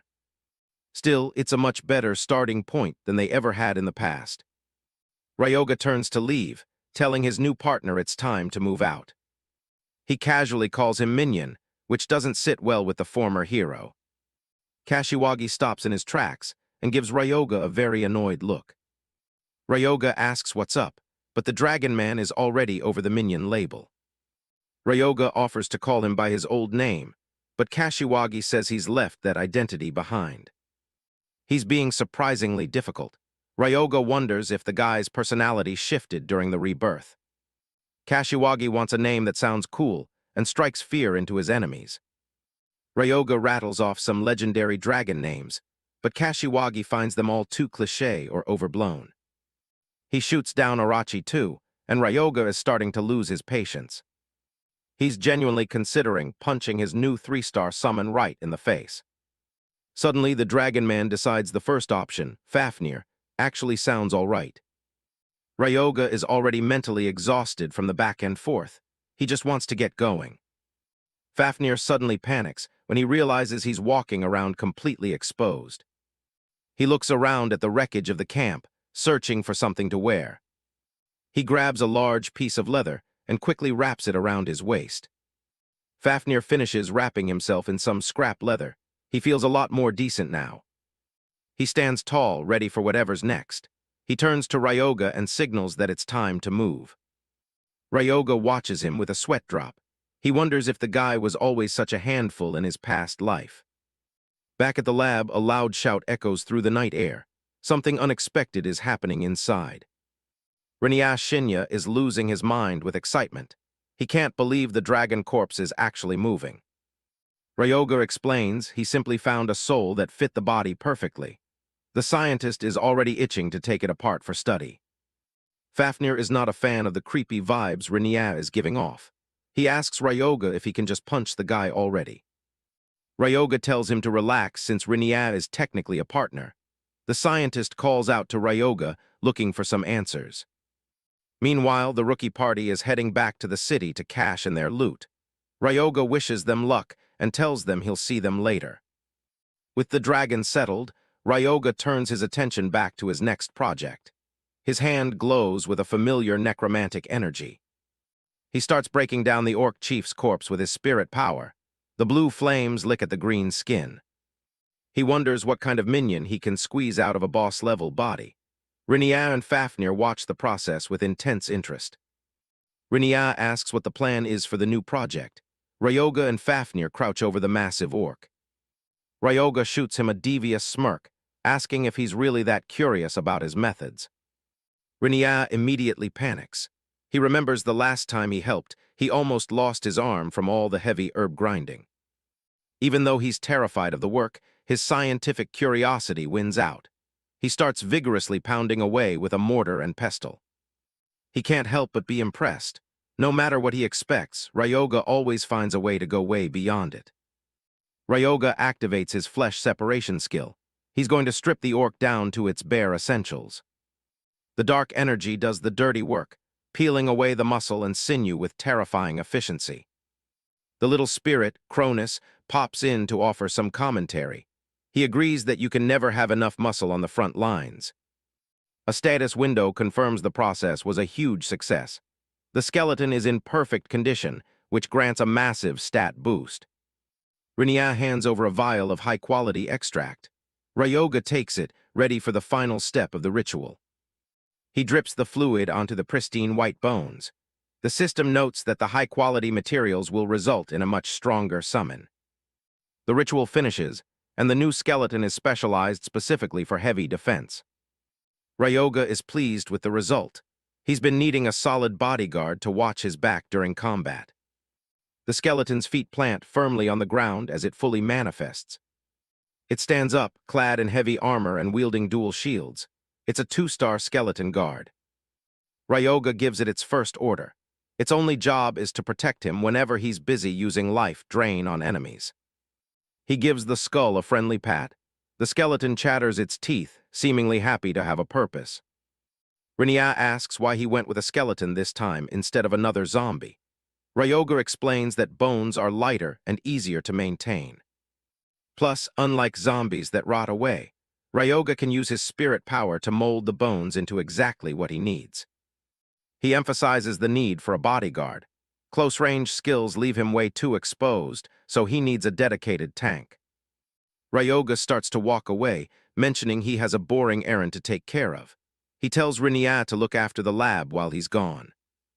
Rinneya is confused. It's the middle of the night. Where could he possibly be going? Ryoga casually mentions he's heading to the Pantheon. He leveled up, and the higher-ups want to grant him a holy spell. The news hits Rinneya like a ton of bricks. He can't believe what he's hearing. He chases after Ryoga, screaming for an explanation. The idea of a necromancer getting a holy spell is completely insane. He finally realizes the truth and lets out a panicked shout.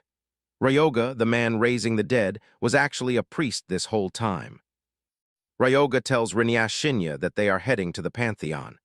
Having recently leveled up, he received a notification to come and claim a new divine spell. Rinneya Shinya is completely stunned, his jaw dropping as he tries to process what he just heard. He starts shouting, demanding to know what Ryoga means by a divine spell. He's panicking so hard he can barely get the words out. Behind Ryoga, a veiled skeleton appears in a golden light as he drops the bomb. He reveals that his actual class is a priest, leaving the lab assistant speechless. Ryoga stays deadpan, claiming he's actually a pretty devout believer. Cronus floats nearby, watching the lie with a judgmental look. Rinneya grabs his head and screams, refusing to believe it. He knows there's no way the world has turned upside down enough for Ryoga to be holy. Ryoga quickly pivots back to business, asking if the patent for the intermediate healing potion is finished. Rinneya snaps out of his shock, confirming they can start the review process soon. He admits that Ryoga really does work fast. Ryoga doesn't want to waste time because more rivals will pop up the longer they wait. He's not the type to put things off when profit is on the line. Rinneya ponders the situation, nodding that the only problem is advertising since the next big exhibition is a year away. Ryoga tells him to just hand over a few of those potions. He plans to advertise them himself if he gets even the slightest chance. Rinneya reaches back into the storage cabinets and pulls out a small bottle filled with a glowing red liquid. Ryoga holds the potion up, a greedy smile crossing his face. He's already convinced that if this plan succeeds, they're going to make an absolute fortune. In his mind, money is the only thing that really makes the world go round. He's practically drowning in gold coins and bills in his own imagination. Riniao watches him with a look of pure terror, wondering if any real priest could look that sinister. He's starting to seriously doubt Ryoga's devout claim. The scene shifts to the Pantheon, a massive black tower that appeared out of nowhere after the Great Cataclysm. It reaches high into the night sky under a full moon. Ryoga walks through the crowded market at the base of the tower. He looks at all the vendors and calls the whole place worldly and shallow. He knows the constellations here are just demanding offerings from their followers. He walks right through the gate, unimpressed by the spectacle. Entering the temple, he notices all the valuable relics just lying on the ground. He can't sense any actual divine presence from any of them. He lets out a heavy sigh, already feeling the weight of the trip. He looks at the endless spiral of stairs and realizes there are no elevators or escalators in the entire building. He starts the long climb, cursing the lack of modern convenience. It's the path to the gods, consisting of 108 grueling steps. He looks up at the massive tower, realizing they still have a very long way to go. Sweat pours down his face as he huffs and puffs his way up. He figures he won't get struck by lightning just for complaining a little bit about the exercise. Cronus floats alongside him effortlessly, asking how much further he can go. He tells Ryoga they're only about halfway there. Ryoga stops, his shadow stretching out behind him in the moonlight. The realization that they've only done half the work hits him like a ton of bricks. He mutters that if he goes through all this trouble and gets nothing out of it, there's going to be hell to pay. His boots finally hit the top step as they reach the summit of the tower. They step into a massive celestial hall where the ceiling is a window to the stars. The architecture is grand, filled with glowing constellations. Ryoga stands in the center, waiting for the system to acknowledge him. The messages start flashing in, and the stars aren't welcoming. The Wealthy One and the Lord of Abydos are openly showing their disgust at his presence. Cronus finds the whole thing hilarious, laughing at the petty reactions of the other gods. Ryoga just tells the little spirit to shut up for a second. The Titan King decides it's his turn to step up. He glows with a blue light, ready to show off his own power. His massive, celestial form begins to manifest, radiating energy into the hall. He reaches out a finger to touch the starlight, officially registering himself in the Pantheon. The system names him the Giant of the Defiant Heavens. Ryoga gets a notification that he's acquired 2 new divine spells. The first is Unholy Blessing, which strengthens yin energy to boost a target's stats. It's a perfect match for his necromancy. The second is Wedge of Retribution, a spell that stores damage from an opponent and releases it all at once in a counterattack. Cronus towers over him, boasting about the incredible power he just bestowed. Ryoga has to admit that this haul is actually pretty good. The Titan King laughs loudly, reveling in his own greatness. He's feeling himself now that he's an official constellation. But then a cold message from the system pops up. It informs them that the Giant of the Defiant Heavens lacks the divinity of a true constellation. The system explains that their starlight is too weak to attract any followers. To continue shining, they need to gain more achievements and praise. Ryoga points a finger and laughs at the garbage system, while Cronus sulks in the background. His ego is completely crushed by the notification. Ryoga walks away from the Pantheon Tower, a small grin on his face. He's satisfied because, despite all the trash talk from the system, there's no denying he's gotten significantly stronger. He merges into the busy night streets of the city, looking like just another hunter among the crowds. He walks with his hands tucked into his jacket pockets, moving through the downtown district with a calm, focused air. His pace is interrupted when a voice calls out to him, demanding to know why a guy like him is walking out of the Pantheon. A tall, bulky man with short blonde hair and freckles blocks the sidewalk. This is Sadek Shaidru, and he looms over Ryoga with a smug, mocking expression. Ryoga looks up with a completely blank face, honestly unable to place where he's seen this man before. Sadek is visibly annoyed at being forgotten. He reminds Ryoga about their time back at the orphanage, claiming he was the one who took care of him. The name finally rings a bell. This is the piece of trash who spent his time extorting other kids. Ryoga tells him to stop acting like they were ever friends. Ryoga's mind flashes back to their childhood. A smaller, younger version of him is being pinned against a wall by a much larger Sadek. Young Sadek is red-faced and screaming, accusing Ryoga of being a snitch and reporting him to the director. The flashback shows that Ryoga didn't just take the bullying. He retaliated with a sharp, heavy punch that landed squarely on Sadek's nose, sending him reeling. Back in the present, Ryoga smirks and asks if that broken nose ever actually healed properly. Sadek's face twists into a snarl as he struggles to contain his rage. Sadek tries to keep his composure, rubbing his forehead as if Ryoga's words are just a minor nuisance. He shifts his jacket to show off a silver pin on his chest, a cocky grin returning to his lips. It's the emblem of the Aragiri Guild, a high-ranking group that commands respect in the hunter world. Sadek scoffs, saying that if Ryoga is only just visiting the Pantheon, he must still be a bottom feeder. He warns him that things are going to be very different from the orphanage days. Ryoga remains completely unimpressed by the badge or the threats. He looks Sadek in the eye and tells him that, from where he's standing, absolutely nothing has changed. That comment is the final straw, and Sadek's expression turns genuinely murderous. He tells Ryoga not to get cocky and pulls his fist back to strike. But a hand suddenly reaches out and catches Sadek's wrist, stopping the punch dead in its tracks. It's Reigo Jamin, the captain of the Aragiri Guild's 7th attack squad. He tells them to stop, reminding his subordinate that they're in the middle of a public street. Sadek tries to defend himself to his captain, but he's clearly frustrated by the interruption. The squad captain, Reigo Jamin, senses the tension and suggests they move to a more official location for a duel. He looks at Ryoga with a hint of genuine interest. Jamin thinks to himself that Ryoga is a cheeky brat for picking a fight even while knowing their guild affiliation. Sadek is surprised that Ryoga actually wants to go through with it. Jamin asks if the two of them really have a history and suggests they let their fists settle the score in the gym. Sadek erupts into a fit of mocking laughter. He thinks it's hilarious that a rookie hunter who just started out actually thinks he can take on a veteran. Ryoga doesn't back down, calmly stating that they should just do it. Sadek stops laughing, looking a bit confused by the lack of fear in Ryoga's eyes. Ryoga leans in with a dark, confident smirk, asking the big man if he's starting to get scared. Sadek's teeth are bared in a snarl, and he growls that Ryoga won't be able to take back his words once the match begins.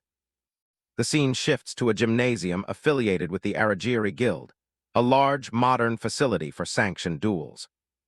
The two men take their places in the center of the arena, standing on a large circular logo under the bright overhead lights. Ryoga stands next to a massive blue-scaled dragonoid. He informs Sadek that because he's a priest, he won't be fighting personally. Instead, he'll be using his proxy, Fafnir. Sadek laughs, assuming Ryoga just got lucky with a summon skill. He starts activating his equipment, including a mana necklace and a gold ring to boost his combat stats.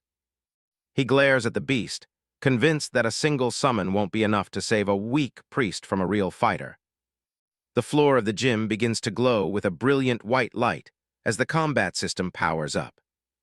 Sadek's eyes wide with a manic grin as the system starts measuring the stats and HP of both participants. Ryoga remains silent as a protective barrier deploys around the arena, designed to keep the spectators safe from any stray attacks. A system notification appears in the air, officially declaring the start of the match. The duel arena activates, a bright geometric seal burning into the floor between Ryoga and his opponent. Sadek Shaidru flashes a cocky, toothy grin as the system prepares to measure their stats.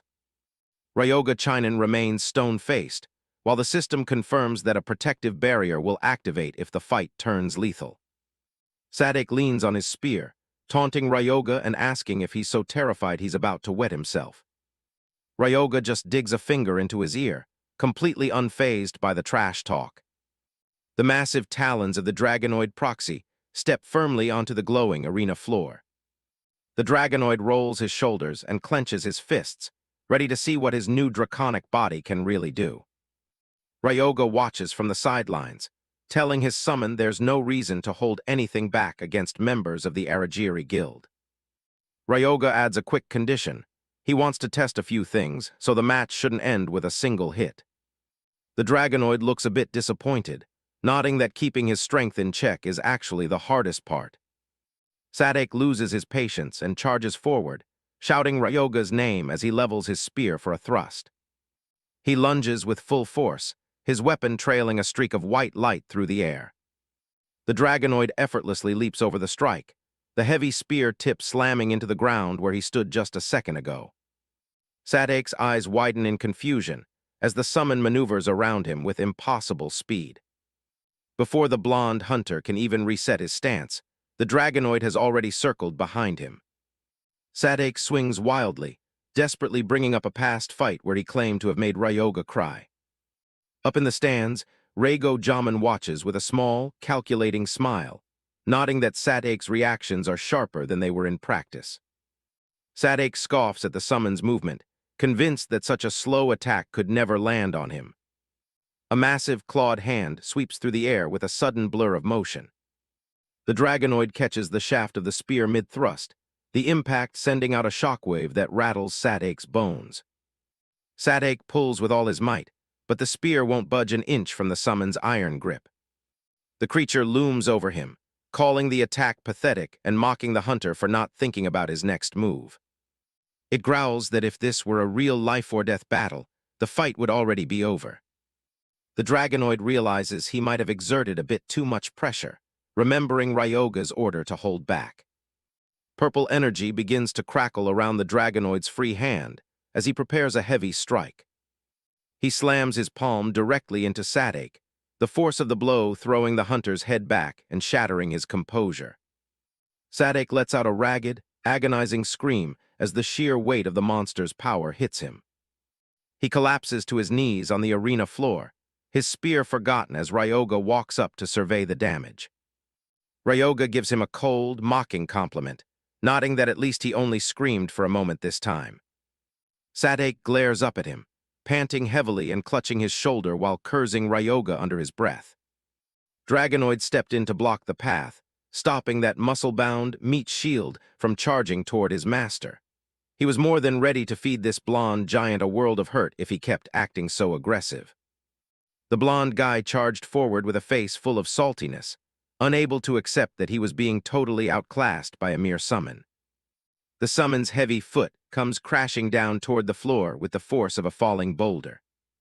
The impact craters the arena, sending chunks of stone flying as Sadek is pinned under the Dragonoid's overwhelming mass. Sadek tries to scramble away through the dust, his face twisted in a mixture of pain and disbelief. The Dragonoid stares him down with a predatory grin, warning him that using the same move twice just makes it easier to counter. He swings a low, heavy kick that connects squarely with Sadek's shin. A sickening crack echoes through the gym as the bone snaps, sending Sadek into a fresh fit of screaming. The Dragonoid stands tall over his broken opponent, declaring that the match is finally over. He raises a massive hand for one final blow, the air shimmering with the threat of more violence. Tears of pure terror stream down Sadek's face as he realizes he's completely at the mercy of the beast. He desperately shrieks for the Dragonoid to stop, cowering as the shadow of the final strike looms over him. Reigo Jamin stands there, breathless and sweating, his eyes wide as he looks at the aftermath of the lopsided fight. Ryoga Chinen just gives a satisfied smirk, nodding to himself that the guild captain stepped in exactly when he expected. The overhead system officially marks the end of the match between the Dragonoid and the Aragiri bully. Reigo rushes to the side of Sadek Shaidru, who is clutching his mangled leg in agony while the captain promises to get a priest immediately. Ryoga points a thumb at his own chest, coolly informing the panicked captain that there's already a priest standing right in front of him. Reigo isn't convinced, snapping back that a basic one-star healing spell won't do anything for a bone that's been completely shattered.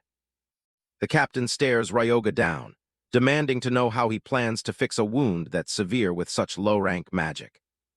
Instead of an incantation, Ryoga reaches into his jacket and pulls out a bottle filled with a vibrant red liquid. Reigo's jaw drops at the sight of the mid-grade potion, knowing they cost a fortune, but Ryoga just asks if he's behind on the news of their mass production. Even while broken on the ground, Sadek refuses to accept what he calls charity from the winner, telling Ryoga to take his potion and get lost. Ryoga ignores the prideful shouting, uncorking the bottle and telling the blonde hunter to just sit still and accept the help. As he tilts the bottle over the wound, Ryoga thinks about how lucky he is to have found such a perfect, public test subject to market his product. The red liquid splashes over the torn skin and exposed bone, immediately starting to bubble and glow with magical energy. Reigo watches in utter disbelief as the mangled limb knits itself back together, the shattered bone reconnecting perfectly in seconds. The captain's expression shifts from shock to a dark, intense greed as he realizes the sheer value of a potion that powerful. Ryoga catches the look and lets out a small, knowing grin. He has the man exactly where he wants him. Reigo leans in close, his voice hushed and urgent as he asks where Ryoga could have possibly bought a mass-produced supply of those potions. The bait has been swallowed whole, and Ryoga can barely contain his amusement as his plan continues to fall into place. Ryoga notes that a captain of the Aragiri Guild should be around a 3-star rank, a fact that Reigo cautiously confirms. He offers the captain a deal. If Reigo can beat him in a duel, Ryoga will reveal exactly where the healing potions came from. Reigo realizes Ryoga's healing demonstration was just a lure, but the prize is far too valuable to pass up, regardless of the risk. Ryoga stretches his neck, admitting that the last match was a bit too short, and he's looking for a more serious challenge this time. The two take their positions in the center of the arena, with Fafnir standing ready to protect his master once again. The match officially begins, and Reigo doesn't waste a heartbeat, lunging forward with a burst of speed that leaves a trail of light behind him. The captain unleashes his full swordsmanship, his blade becoming a blur of orange and red as he launches a flurry of sharp attacks. Reigo acknowledges that Fafnir was fast enough to catch Sadek's spear, but he's confident his own speed is on a completely different level. He rains down dozens of shallow cuts, banking on the fact that Fafnir's massive dragonoid frame will eventually reach its limit of reaction speed. A warning flashes across the system interface as the summon's defense begins to drop under the constant pressure of the captain's blade. Reigo continues to dance around the dragonoid, leaping off a nearby wall to keep up his relentless high-speed assault. Ryoga watches with his arms crossed, nodding that the human soul's old fast-attack style is a poor fit for the heavy, close-range build of his new dragon body. Fafnir stands his ground, his claws out as he tries to keep track of the captain's dizzying movements. This struggle is exactly what Ryoga wanted, having used the potion specifically to provoke a high-rank opponent like Jamin into a fight. Fafnir realizes he needs to feel the pressure of an opponent he can't easily beat if he ever wants to master this heavy, draconic frame. Ryoga smiles at the thought, impressed by the warrior spirit of the hero he recruited to be his right-hand man. Deciding he's seen enough of Fafnir struggling on his own, Ryoga reaches out a hand to activate a dark blessing. Tendrils of black smoke erupt from the floor, swirling around the dragonoid's massive limbs and infusing him with a new, dark power. Ryoga declares that he can't just stand by and watch his summon do all the work, casting his impure blessing to tip the scales. The system confirms the activation of the holy spell, boosting every one of Fafnir's stats by 20%. Reigo freezes as he feels the sudden, explosive increase in the dragonoid's presence, unable to believe a holy spell could provide such a massive buff. Ryoga isn't finished yet, pulling more dark energy into his palm as he prepares to layer on the next part of his trap. Reigo suddenly staggers, his knees buckling as a crushing weight settles over his shoulders, making his very body feel like lead. While his summon grows stronger, the captain's stats are drained away by 10%, perfectly demonstrating the dual nature of Ryoga's dark magic. Behind Reigo Jamin, the terrifying presence of Ryoga, his dragonoid, and a towering celestial entity looms like a nightmare. The captain can only stare in shock, wondering how a supposedly low-rank hunter can radiate such overwhelming power. The miniature spirit of Cronus floats proudly beside Ryoga, boasting about the incredible divine gift he just bestowed on the young man. Ryoga just offers a faint, mocking smile, describing the Titan King's contribution as not bad for a low-tier god. Outraged by the insult, Cronus shrieks and flails in Ryoga's grip, but the hunter doesn't even look at him, telling the god to be quiet during the fight. Ryoga's expression turns cold and calculating as he turns his attention back to the arena, already preparing to stack his next spell.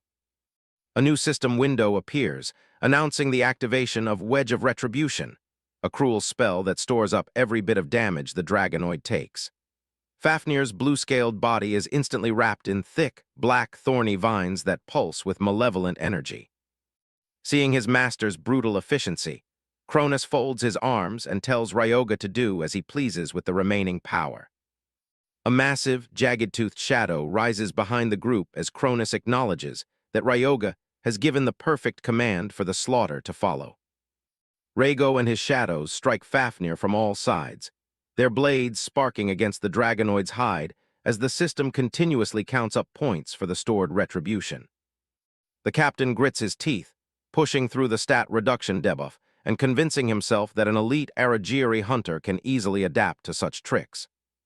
He's stunned to find that his attacks barely slow the creature down, watching in disbelief as the one-star summon keeps moving forward through a hail of strikes.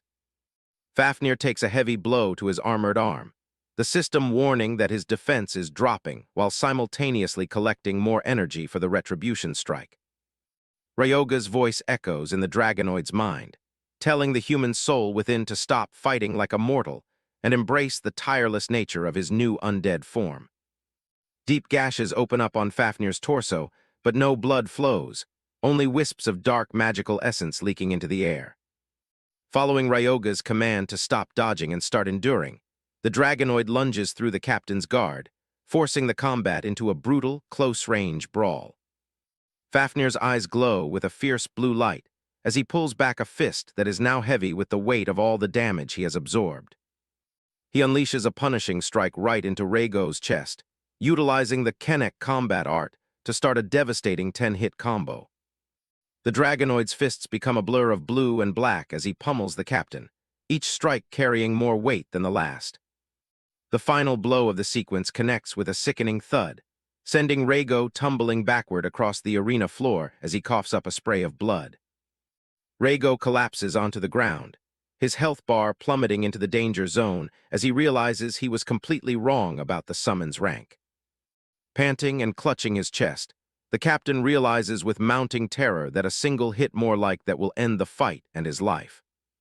Rhaego's eye narrows, his pride as a 3-star hunter of the Aragiri Guild refusing to let him accept defeat at the hands of a rookie. He ignores his injuries and launches himself into a desperate sprint, deciding to bypass the Dragonoid and strike directly at the summoner he believes is vulnerable. The 3-star hunter tries to close the gap, but Fafnir stands like an immovable fortress in his path. He's desperate to get a hit on the master, thinking that's his only way out of this mess. Ryoga Chinan remains perfectly calm, his eyes tracking his opponent's every move with a cold, detached precision. He doesn't need to move an inch when he has a Dragonoid as his shield. Captain Rhaego lunges forward, pouring all his energy into a high-speed piercing attack. It's a textbook move from a veteran, meant to end the fight in a single, decisive stroke. But Ryoga doesn't even flinch as the blade whistles past his shoulder, completely unfazed by the sudden burst of aggression. He knows exactly where the blade is going before it even leaves the scabbard. He predicted the entire sequence before it even started. For a regressor like him, these 3-star tactics are incredibly easy to read. Ryoga makes a subtle gesture, triggering a skill that's been lying in wait. It's time to show this guild member what happens when you underestimate a 1-star priest.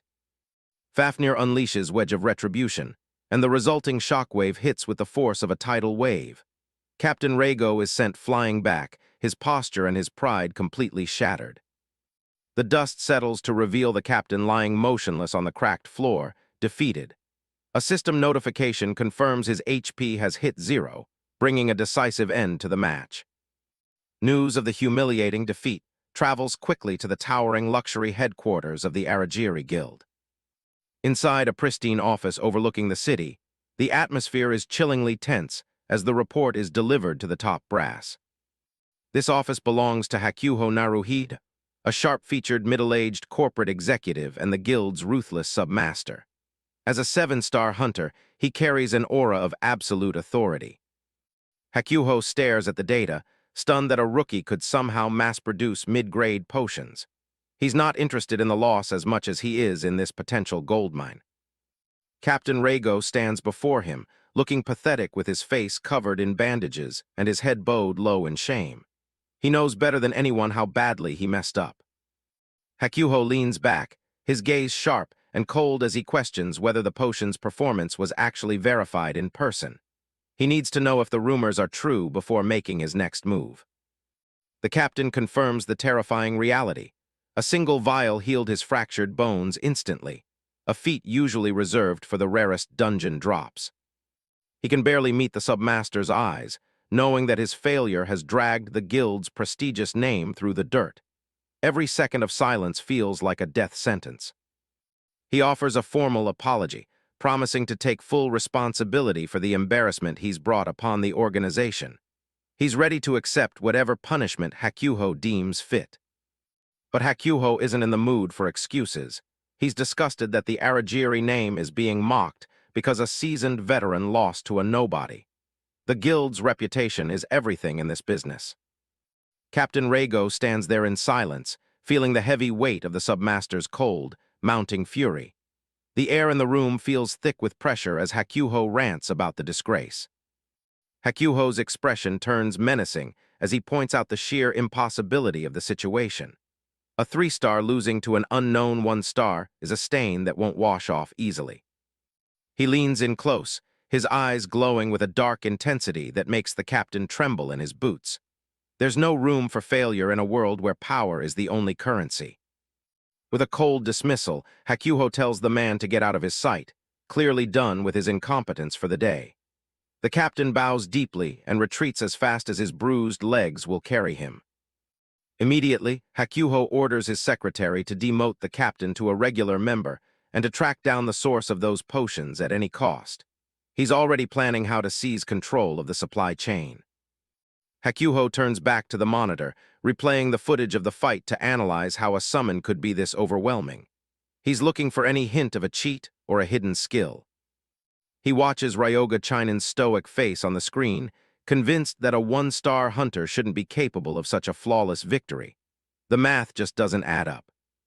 He suspects that Ryoga might be hiding a divine beast-class summon under the guise of being a lowly priest.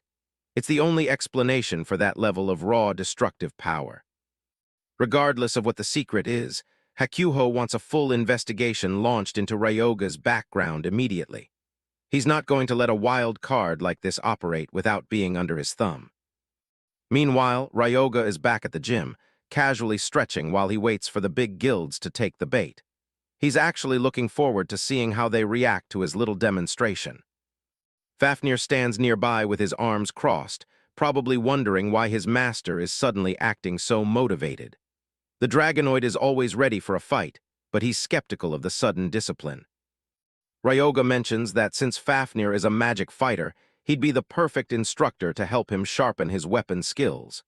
He knows his mental game is top tier, but his body needs to catch up to the legends.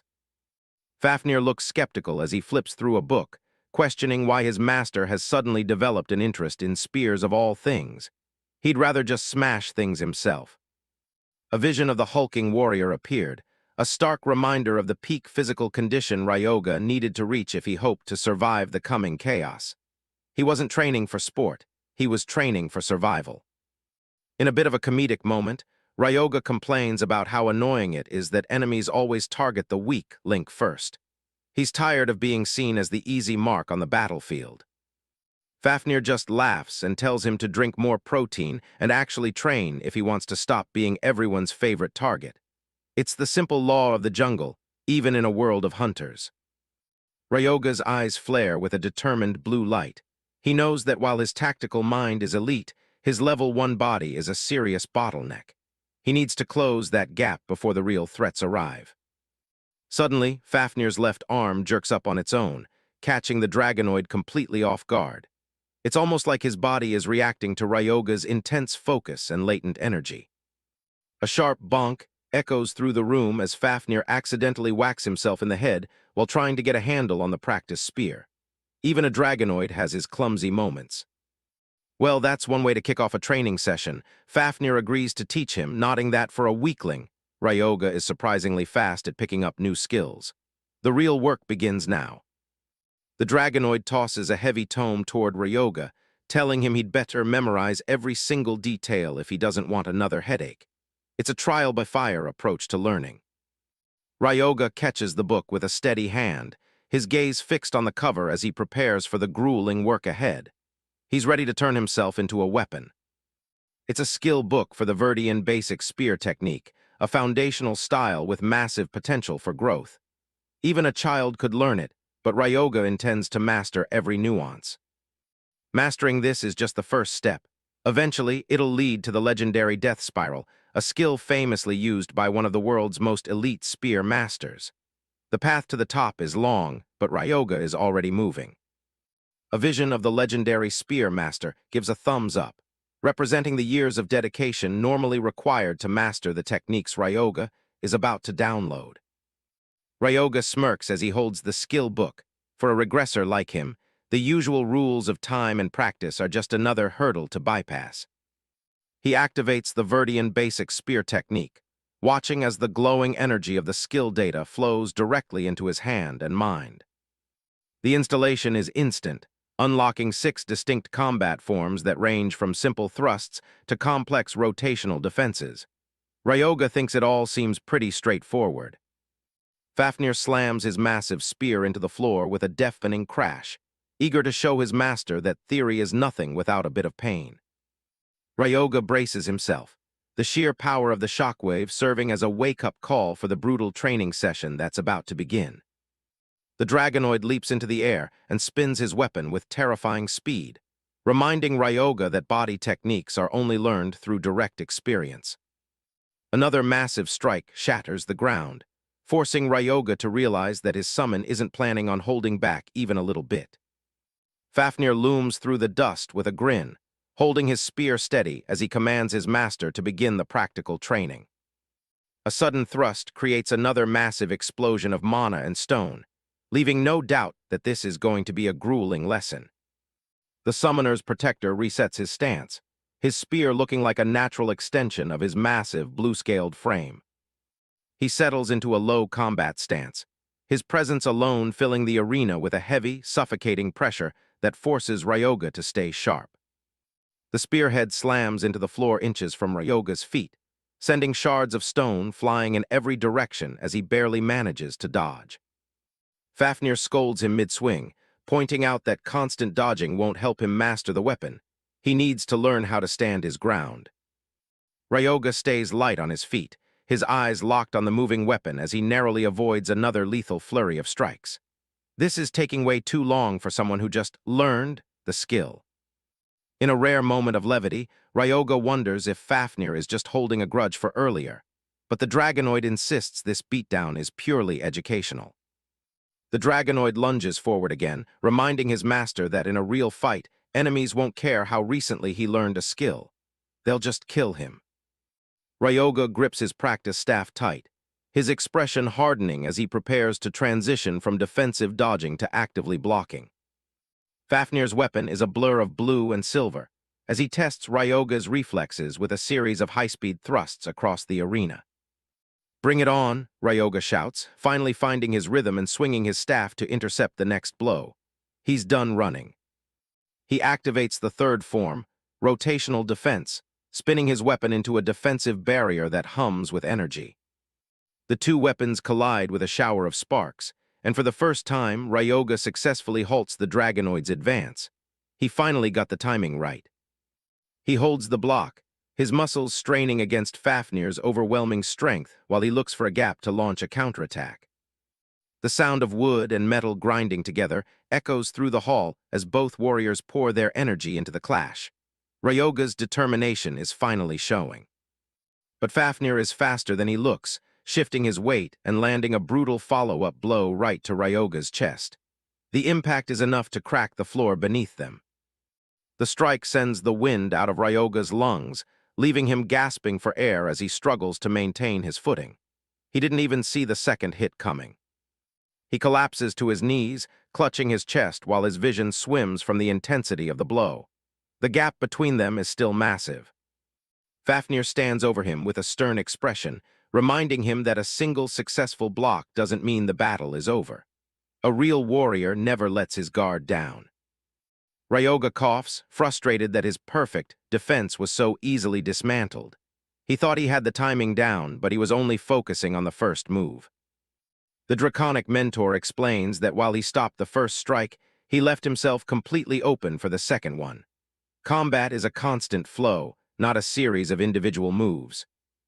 Ryoga yells that the strength gap is just too wide, but Fafnir reveals he's been suppressing his power to match his master's level. This is purely a skill issue. Pushed to his limit, Ryoga's competitive fire ignites. He tells the Dragonoid he's going all out from now on, no matter how much it hurts.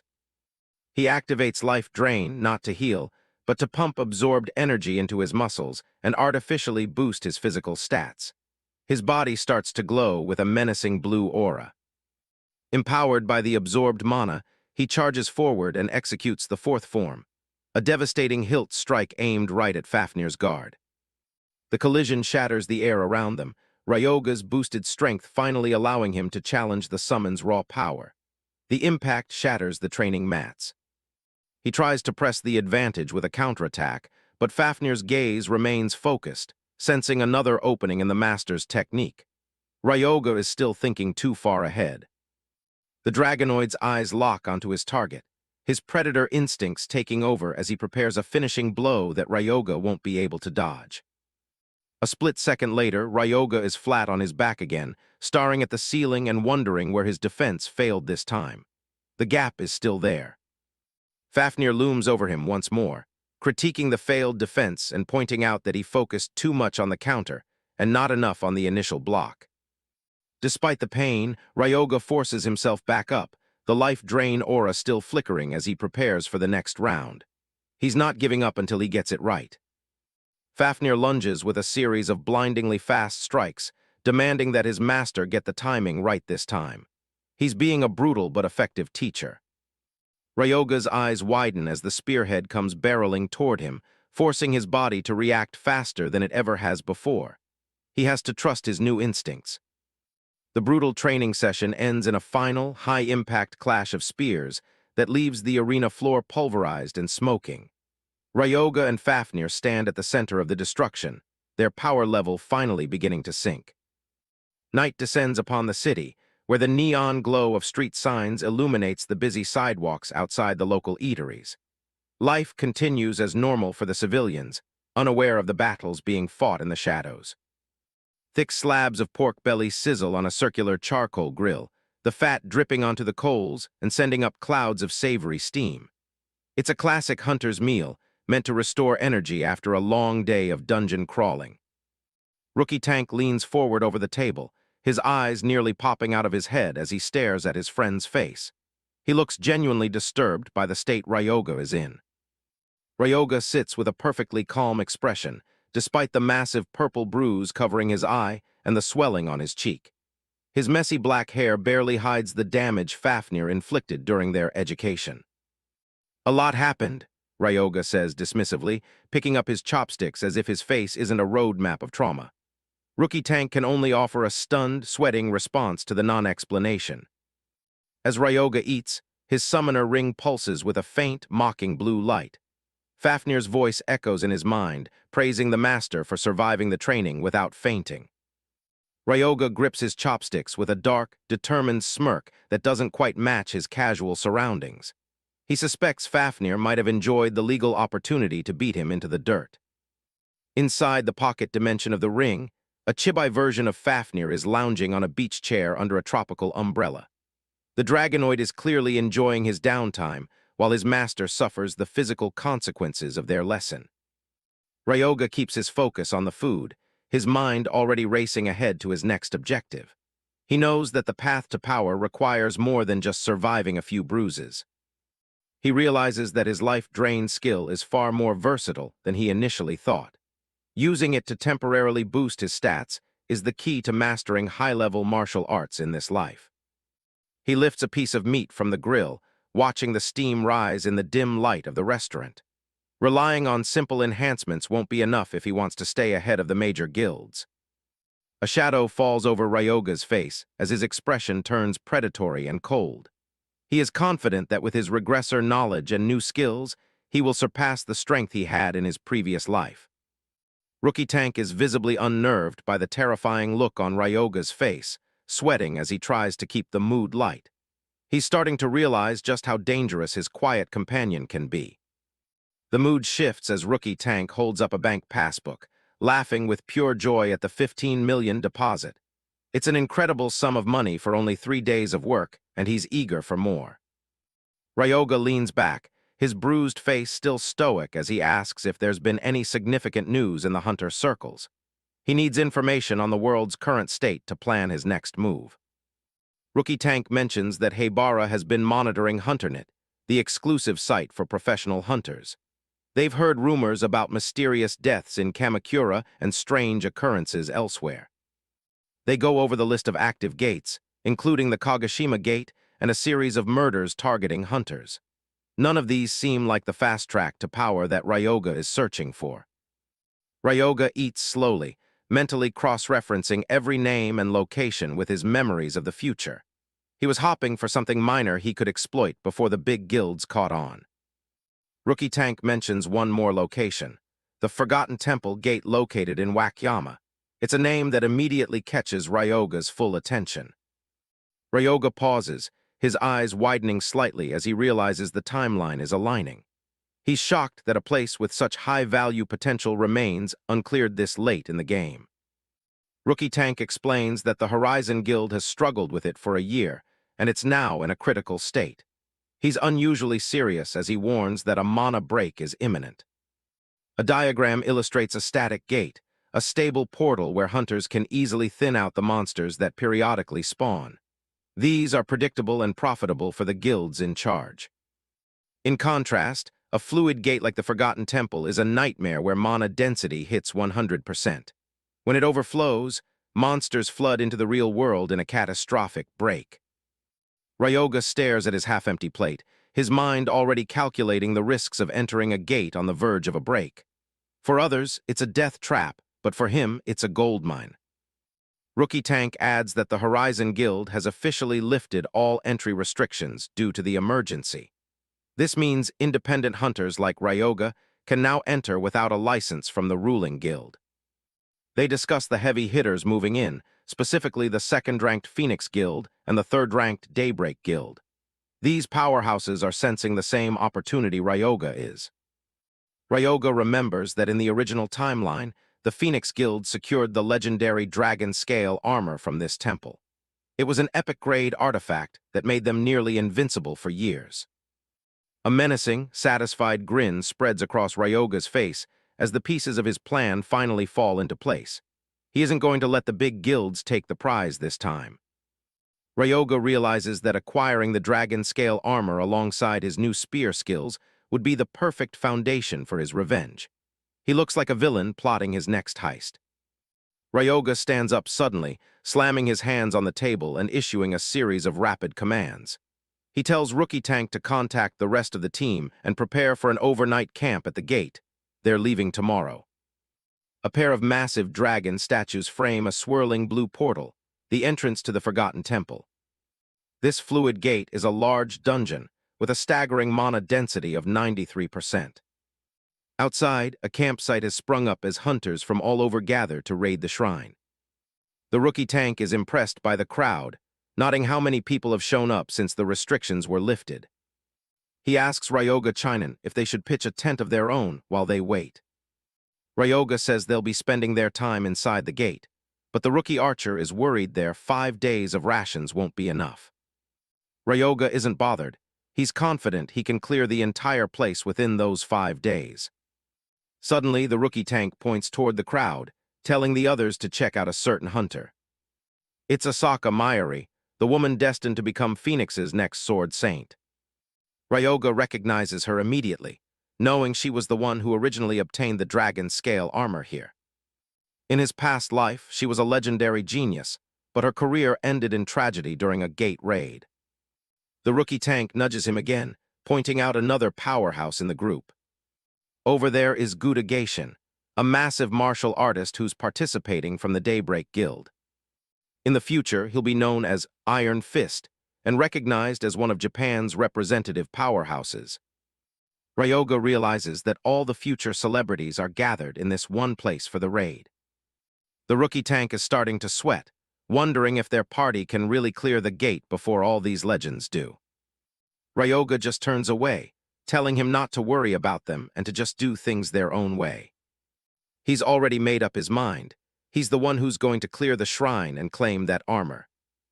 The party charges toward the portal, ignoring the stares from the other hunters. As they cross the threshold, a message confirms they've entered the Forgotten Shrine. Once inside, Ryoga activates a ring on his hand, calling for his summon to appear. The Dragonian Trial Guardian manifests in a surge of dark energy, towering over everyone. The massive creature looms in the shadows of the ruins, its blue scales glowing faintly. The teammates are visibly shaken, asking if Ryoga plans on turning them into undead too. He gives them a cold look, telling them he doesn't just turn anyone into a puppet. The Dragonian Trial Guardian just laughs, mocking them by saying they're so weak that a zombie is the best they could hope for. Ryoga tells them to stop worrying about useless things and keep moving.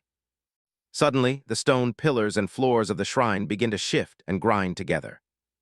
The Dragonian Trial Guardian notices the terrain moving and checks with his master to see if they're okay.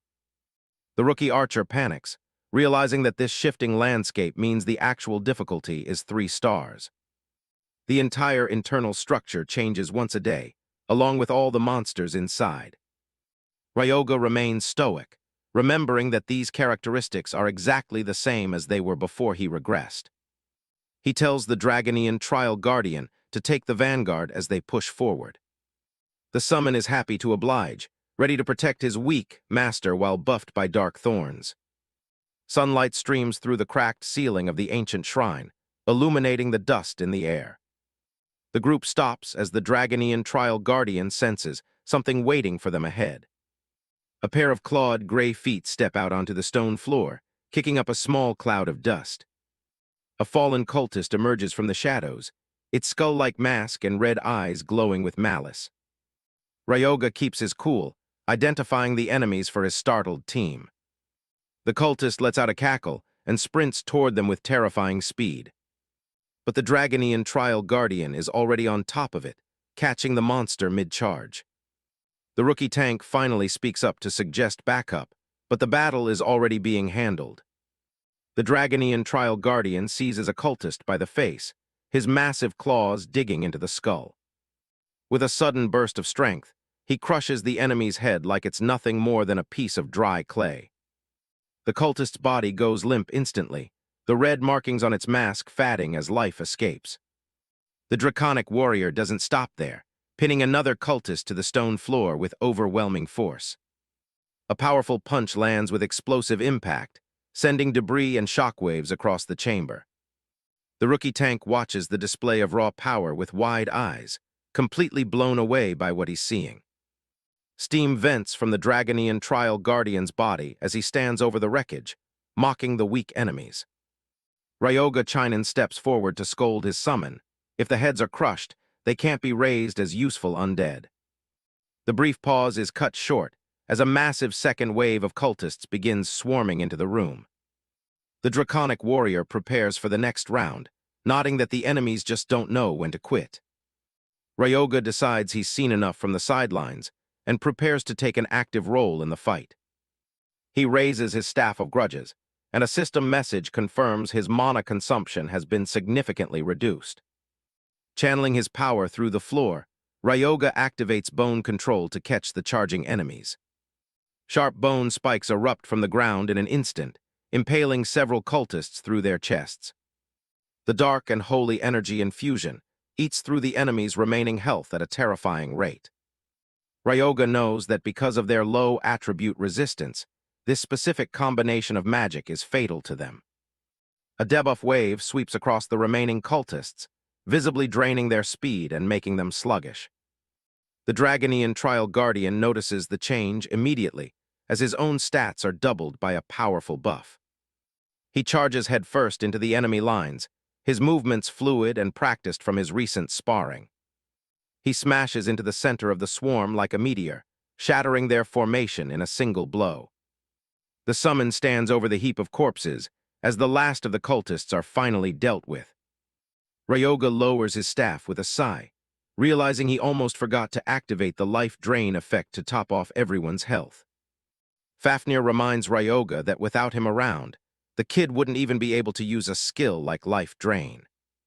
The Dragon Man huffs, waiting for at least a simple thank you or a bit of gratitude. Ryoga looks at him with pure annoyance, missing the days before his regression when Fafnir was actually the quiet type. A level-up notification pops up as Ryoga hits level 20, feeling new knowledge being etched directly into his soul. He unlocks 2 new skills, Dark Wise and Dark Rain, both designed to slash his spirit power consumption by 10 and 20%. Ryoga realizes these are the perfect tools for a marathon battle in a place like the Forgotten Shrine. He commands the fallen enemies to rise and respond to his call. The armored zombies that emerge are high quality, sporting a massive 100% boost to all their stats. Shintani is impressed, wondering if the cultists make for stronger undead because their base stats were higher than orcs. Ryoga corrects him, explaining that while the body is a factor, the spells you engrave into them matter way more. The guy looks back at him, completely lost and confused by the technical talk. Ryoga clarifies that it means the stat difference isn't that huge, then shifts his focus to the path ahead. He tells the group to pick up the pace because this shrine goes a lot deeper than it looks. They head into the massive columned halls of the Gothic shrine. Fafnir takes the lead, tearing through the cultists with savage efficiency. One of Ryoga's undead soldiers clashes shields with an enemy, holding the front line. A brilliant yellow flash cuts across the room as another hunter clears a path. The armored zombies charge forward in a glowing teal swarm, relentless in their pursuit. Despite their progress, Ryoga grits his teeth, annoyed that there's just no end to the enemy waves. Suddenly, a heavy vibration shakes the entire area. Shintani shouts that the structure is changing, and they need to get out fast. Ryoga tells him to wait, searching through his memories of the future to find the right play. He recalls an old television interview with Hunter Asaka, the first person to ever clear the Forgotten Shrine. The host starts off by asking her to explain her strategy for clearing the gate. Asaka explains that while most gates are simple, the Forgotten Shrine requires a special method to even reach the boss. She details how the 3 types of monsters in the shrine each drop a unique kind of proof. To proceed, you have to collect 49 of those proofs and place them on specific pillars throughout the dungeon. Back in the present, Ryoga spots a pillar with an eye pattern and realizes the next monster is about to spawn. The walls continue to shake as stones crumble from the ceiling. A swirling red vortex opens up in the middle of the hall. Something massive and dark begins to push its way through the portal.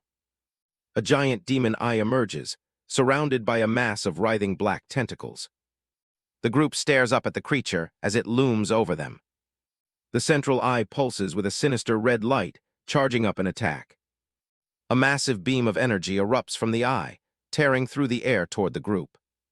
Ryoga remains perfectly calm, his eyes glowing teal as he tracks the energy signature. He raises his hand, summoning a set of sharpened bone shards from the air. The shards snap together, forming a jagged wall of bone that catches the beam head-on. The laser slams into the barrier, erupting in a violent clash of red and blue energy. Despite the sheer force of the attack, the bone shield holds firm, barely taking a scratch. Ryoga effortlessly maintains the defense, his power completely neutralizing the threat. He tells his team that a bone shield reinforced by Shintani's formula won't be broken that easily. The demon eye focuses its gaze, preparing to fire another concentrated blast. A high-powered beam of red energy shoots out, aimed directly at Ryoga. Ryoga stays perfectly calm, not even flinching as the lethal light closes in. He watches the energy rip through the air, confident in his defense. Fafnir suddenly leaps in front, taking the full force of the beam against his massive, armored chest. The Dragon Man stands firm, telling his master to stay back while he handles the heavy lifting. The intense heat of the beam pushes against Fafnir, but his scales hold together under the pressure. Ryoga watches from behind, observing the sheer durability of his summon. The ground cracks under Fafnir's feet as he absorbs the last of the energy. He stands tall, completely unfazed, nodding that his body didn't take even a single scratch from the attack. Ryoga explains that he put a lot of work into making that body, so a simple 2-star attack isn't going to melt those scales.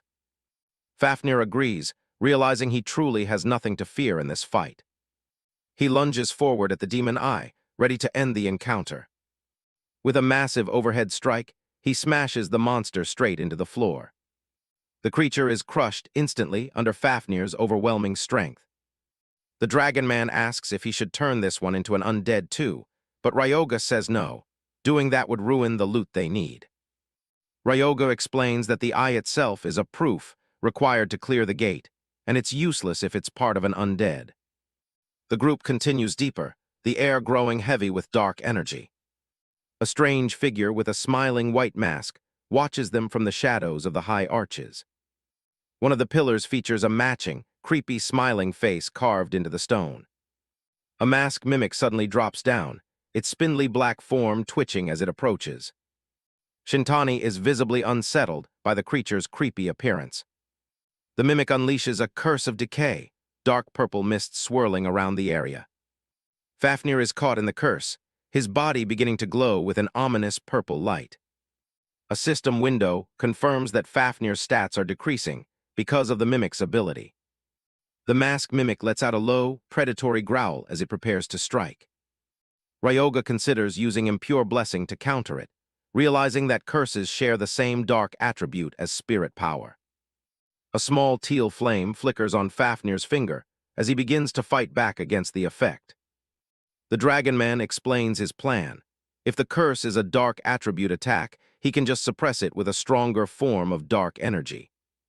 Ryoga is surprised to see Fafnir has already removed the curse on his own.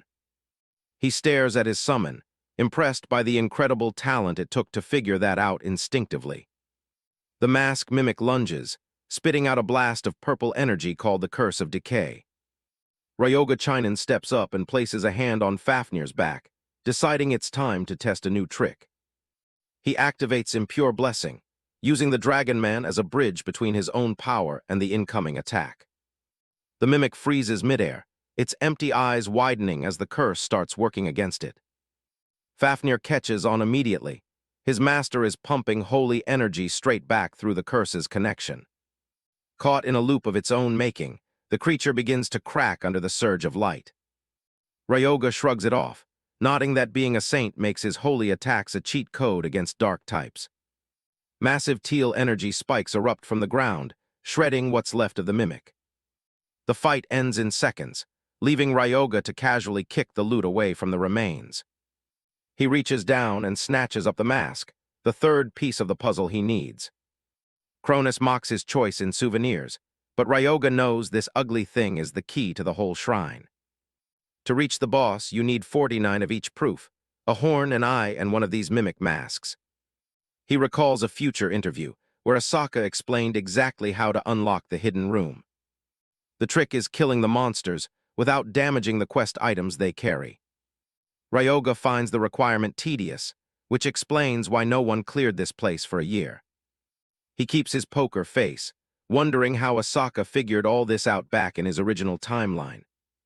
A porter points out that the Phoenix Guild is already making a mess of things nearby. Ryoga just smiles, talk about perfect timing. Deeper in the shadows, Asaka's squad is swamped by monsters with glowing red eyes.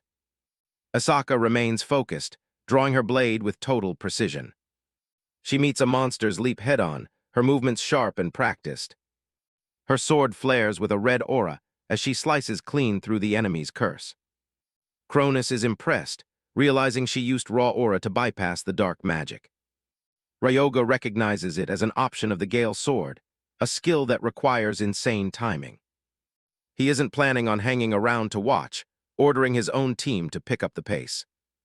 As they march past, Asaka pauses, watching the strange group move with zero hesitation. Her teammate asks if she's curious about them, but she's more confused by their lack of fear. The man dismisses them as reckless amateurs, but Asaka isn't so sure. Ryoga keeps his eyes forward, walking deeper into the Gothic architecture of the shrine. He clears the path with a casual flick of his power, barely slowing down. Asaka watches him go, convinced no one moves that confidently unless they already know the layout. Ryoga stays silent, his mind already 3 steps ahead of everyone else. He glances back over his shoulder for a split second, aware he's being watched. Asaka stares after him, getting the distinct feeling their paths are going to cross again. 5 days later, the grind is starting to show, with the ruins littered with the bodies of fallen cultists. Ryoga lets out a sigh, admitting that even with his knowledge, the infinite spawns are getting annoying. His team members are definitely feeling the strain, wondering if the monsters will ever stop coming. A stray cultist tries to sneak up on them while they're distracted. Fafnir isn't having any of it, winding up a massive, scale-covered fist. He slams the creature into the dirt with enough force to shatter the stone floor. The impact sends a shockwave through the area, turning the cultist into a crater. Cronus laughs, calling Ryoga a hero for his courage, though Ryoga's just trying to survive the week. Ryoga Chinen cleans up the remaining monsters, telling his zombies to stay back and provide cover. With the floor cleared of cultists, the area finally settles into a brief, eerie silence. He activates Life Drain, pulling in the residual mana from the fallen enemies to sustain his marathon grind. The system pings with success. He's officially reached level 27. Cronus floats by, telling him to show a little more class with his victory smile. Ryoga just tells the spirit to mind his own business and stop critiquing his laughter. He apologizes for his lack of elegance while sheathing his blade, ready to move on to the next phase. Nearby, a small pile of quest items, an eye and a mask, sits at the base of a cracked pillar. The 48th token is placed, completing the set required to trigger the shrine's hidden mechanic. Ryoga notes that the other major guilds have already headed outside, leaving the gate clear for his final move. He tells his teammates to take the bag of magic stones and sell them while he stays behind. The porter is surprised, but agrees to head back while Ryoga continues the grind for a few more levels. With the team gone, Ryoga and Fafnir stand before the massive, ornate doors of the inner sanctum. Ryoga steps into the darkness, his shoes crunching against the rubble of the shifting floor. Fafnir notices the layout is shifting differently this time, and wonders if they should leave before it gets worse. Ryoga shuts him down immediately, insisting that they're clearing this place right now. The Dragon Man realizes there are hidden conditions to this dungeon that he didn't know about. Ryoga explains they need to place tokens on specific pillars marked with triangles, circles, and smiley faces. He points out that the zombies aren't smart enough for this, so they have to do the heavy lifting themselves. He tells Fafnir to get ready to run, because the timing on this is going to be tight. Suddenly, the entire chamber begins to quake, with massive chunks of the ceiling raining down. One of the armored zombies gets caught in the collapse, its skeletal form crushed under a ton of stone. The system pings with the loss of the summon, as Ryoga sprints through the falling debris. He realizes the dungeon's transformation is accelerating way faster than he anticipated. Dust and smoke fill the air as the architecture of the shrine twists and breaks apart. Ryoga scans the chaos through the haze, desperately searching for the final activation point. Fafnir shouts out that he's found it, his voice barely audible over the roar of collapsing stone. He points toward a pillar still standing amidst the ruin. A massive column topples right toward them, threatening to bury them both. Ryoga curses under his breath, clenching his bag of tokens as he prepares to make a break for it. He tosses the bag to Fafnir, shouting for him to make the final placement. The Dragon Man catches the bag mid-sprint, his powerful legs propelling him across the buckling floor. The two of them weave through the falling pillars in a frantic, high-stakes dash. Fafnir slams into the base of the final pillar just as the ground beneath him starts to crumble. He jams the token into the slot, shouting that he's done it. For a second, everything stays in motion, the dungeon continuing to disintegrate around Ryoga. He grits his teeth, wondering why the hell the seal hasn't activated yet. A massive explosion of energy erupts from the pillars, drowning the chamber in a blinding white light. Ryoga stares up as a final beam of light shoots toward the ceiling, praying it's enough. The blue sigils on the pillar flare with power, locking the dungeon's state in place. Energy beams crisscross the room, weaving together to form a complex glowing seal. The tremors stop instantly, leaving Ryoga breathless and relieved that they barely made it. A massive glowing blue magic circle dominates the hall floor, and Fafnir notes that the path to the underground has finally opened. The debris-strewn stone steps lead down into the dark, silent depths of the hidden sanctuary. Ryoga, Chinan, and Fafnir reach the base of the stairs, followed by their zombie summons as the Dragon Man sighs in relief. Surveying the hidden chamber, Ryoga remains focused, telling his companion that the real battle is only just beginning. Fafnir agrees with a determined grin as Ryoga sets their sights on the final objective, the dungeon boss. The pair stands before the grand, iron-bound doors of the inner sanctum, ready to face whatever lies within. Above the door, a stone tablet bears the chilling name of their opponent, Masked Man, Death Guardian. Entering the boss room, Fafnir senses a thick, ominous pressure in the air that puts him on high alert. Ryoga places his hand on the cold stone of the door, his black ring glinting as he prepares to enter. He pushes the heavy doors open, looking into the darkness with a grim and steady expression. Within the shadows, a grotesque mass of writhing black tentacles and pale, frozen masks begins to uncoil. The Masked Man, Death Guardian, fully manifests, its central red eye fixed on the intruders with murderous intent. Fafnir remarks on the creature's disturbing appearance, and Ryoga can only nod in grim agreement. The central eye of the Guardian surges with purple energy, gathering power for a sudden, lethal strike. A beam of dark purple mana erupts from the monster's eye, tearing across the floor toward the two adventurers. Fafnir activates his dark aura spiritual power embodiment, his massive form wreathed in shimmering cyan energy. The Dragon Man slams his fist down to intercept the blast, declaring that he won't let the Guardian touch his master. The Masked Man, Death Guardian, hovers behind a complex purple seal, its central eye bleeding as it continues its relentless assault. Ryoga narrows his eyes as he senses a dark presence closing in. A massive, spectral eye looms behind him, making him wonder if he's just been cursed. Standing before him is the Kaimanjin Death Guardian, a colossal nightmare of masks and tentacles. The porcelain faces on the monster twist into ghastly, mocking grins. Fafnir notices his master's silence and steps up to the front. He calls out to make sure Ryoga is still focused on the fight. The Guardian isn't interested in talking, promising a swift death to the intruders. Its central eye begins to glow with a menacing, purple light. Ryoga remains perfectly calm, staring down the giant entity. He shrugs off the mental pressure with clear mind and prepares a little holy surprise. He hits the undead boss with an unholy blessing, forcing its body to reject its own nature. Ryoga smirks, telling the monster he doesn't want Fafnir to have all the fun. Fafnir realizes his master just weaponized holy energy to cripple their opponent. Ryoga gives the signal for his summon to finally cut loose. The Guardian growls in frustration as the holy power starts to sting. It gathers a massive orb of purple energy between its horns. A devastating beam of light tears right through the chamber. Fafnir doesn't miss a beat, enhancing his legs with a dark aura. He launches himself forward, leaving a trail of shadows in his wake. The lizardman charges straight through the core of the energy blast. He closes the distance in a heartbeat, ready to deliver a heavy hit.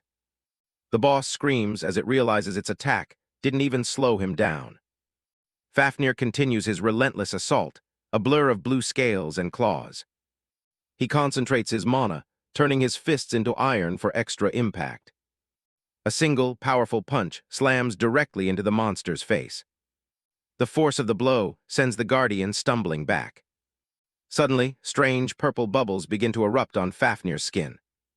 He pauses, his body starting to smoke from the contact with the boss. His eyes widen as he feels his own form beginning to break down.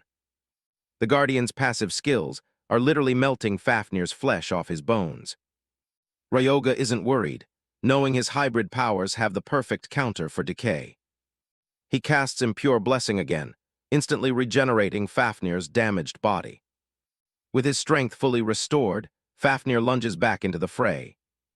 He unleashes his 10 consecutive strikes, a blur of movement that shreds the beast. Every single punch connects with devastating precision. He winds up for one final, explosive hit to end this. A massive hole is blown straight through the center of the Guardian's chest. The monster lets out a final, agonizing shriek that echoes through the room. It clutches its wound, unable to believe its own curses didn't work. It tries to lash out one last time, but its movements are completely pathetic. Fafnir just mocks it, pointing out the giant hole he just put in its knee. He easily sidesteps the slow attack, looking completely bored with the fight. Fafnir narrows his eyes, focusing on the beast's weak points as it recovers from the last strike. He notices the monster is already starting to regenerate its wounds. The lizardman mentions how annoying the regeneration is, asking Ryoga for a new plan. Ryoga just smirks, activating bone control and saying they just need to finish it in one hit. The Guardian screams in rage, its many eyes twitching as it prepares a counterattack. It unleashes its Dark Wave curse, warning Ryoga that hitting the same spot won't save him. Fafnir grunts under the pressure of the incoming curse. Ryoga doesn't flinch, summoning his armored zombies into a defensive formation to shield them. The dark energy slams into the summoned soldiers, shattering them instantly. The undead warriors let out a final howl as they dissipate into purple smoke. Ryoga uses the opening to dash past the chaos, moving with surprising speed for a caster. He reaches out, his hand glowing as he prepares to release the final seal. The Retribution seal is released, surging through the Guardian's body and locking it in place. Ryoga shouts for Fafnir to strike now, while the beast is vulnerable. Fafnir leaps into the air, his powerful muscles coiling for a finishing blow. His fist glows with a massive amount of blue mana. He unleashes a crushing blow, the force of the impact shaking the entire cathedral. The Guardian is pulverized, its physical form finally collapsing into a heap of shadows. Ryoga stands over the remains, watching as a notification confirms he's just hit level 6. He wipes some dust off his shoulder, satisfied with the 2 levels he gained from the boss. Fafnir asks what their main target was, and Ryoga points toward the altar. The cathedral light pours through the windows, illuminating a glowing treasure on the stone. Fafnir is impressed by the aura coming off the red armor sitting on the altar. It's the dragon scale armor, a transcendent rank growth artifact that synchronizes with the user's mana. Ryoga smiles, deciding he'll gladly take this prize for himself. As soon as he touches it, the armor begins to shift and wrap around his hand. He wonders if it really equips just by physical contact. The red scales race up his arm, binding to his body with a surge of purple energy. The stats pop up in front of him, significant boosts to resistance and agility. Ryoga closes his eyes, imagining the armor's perfect form so it can adapt to his style. The process finishes, leaving him encased in a set of sleek, draconic black armor. Fafnir crosses his arms, looking satisfied. He mentions that with the new gear, he doesn't have to hold back during their training sessions anymore. The lizardman explains that he used to worry about hurting his master, but this armor changes everything. Ryoga stares him down, asking if he's actually just excited to have a legal excuse to beat him up. The summon laughs it off nervously, insisting his only goal is to make Ryoga stronger. Ryoga decides it's time to head out and starts to walk away as a blue glow swirls around him. A skill book clatters to the floor near the boss's remains. Ryoga stops and looks back, noticing the sudden drop. Outside, the massive twin dragon statues stand watch as a portal crackles with energy. A system message confirms the boss is defeated, and the gate will close in 3 minutes. The other hunters outside are in disbelief. Word is spreading fast that the Forgotten Temple was cleared out of nowhere. They speculate if the big guilds like Phoenix or Daybreak were responsible. The rookie tank spots Ryoga walking out of the portal and runs over, relieved to see him alive. He tells Ryoga the news about the clear, only for Ryoga to casually admit that he's the one who did it. The guy freezes.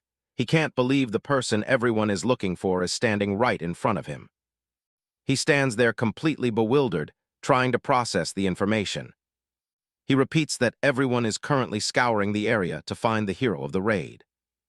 The rookie's brain finally starts catching up.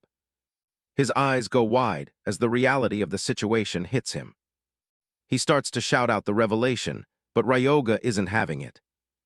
Ryoga immediately lunges forward and covers his mouth, telling him to keep it down. The protagonist explains that he hates making a scene and wants his involvement kept a total secret. He offers to add the boss rewards to their final payout as hush money. Ryoga wonders if the guy is even going to ask what the boss actually dropped. The new mask he picked up is a cursed item called the Shadow Mask. He also got a skill book called Thrill of the Hunt, which allows him to track cursed opponents. The rookie refuses the extra money, saying his conscience won't let him take credit for a fight he didn't join. A small smirk forms on Ryoga's face. They've got what they came for, so it's time to head back. Hakuho Naruhito arrives on the scene and asks the gathered hunters if they're the ones who cleared the shrine. Asaka from the Phoenix Guild shows up right behind him, asking the exact same question. The Daybreak leader points out that if Phoenix had done it, they would have gone public immediately. He sighs, wondering who could have possibly cleared it. The woman narrows her eyes, deep in thought. An image of Ryoga flashes in her mind, but she quickly dismisses it as impossible. Back at the city, they arrive at an unassuming workshop. Ryoga and the others walk inside to find the place looking like it was hit by a hurricane. A frantic alchemist comes charging out, shouting and demanding to know what Ryoga has done. Ryoga just looks at him blankly and asks if someone named Aragiri showed up. The alchemist is convinced Ryoga did this on purpose. Ryoga claims he was just trying to help him get a promotion. He is practically in tears, losing his mind over the trouble Ryoga's help has caused. People from all over have been hounding him non-stop to buy potions. His phone is blowing up with messages from customers desperate to make a bulk purchase. The alchemist is on the phone, looking completely stressed out as customers already start demanding the new potions. He's on the verge of a breakdown. Between the patent applications and the mountain of orders, he really thought he was going to die from the workload. Ryoga just watches him pull his hair out, casually asking if the sudden popularity is a nuisance. The guy shouts back that while it's great promotion, the sheer volume is impossible to handle.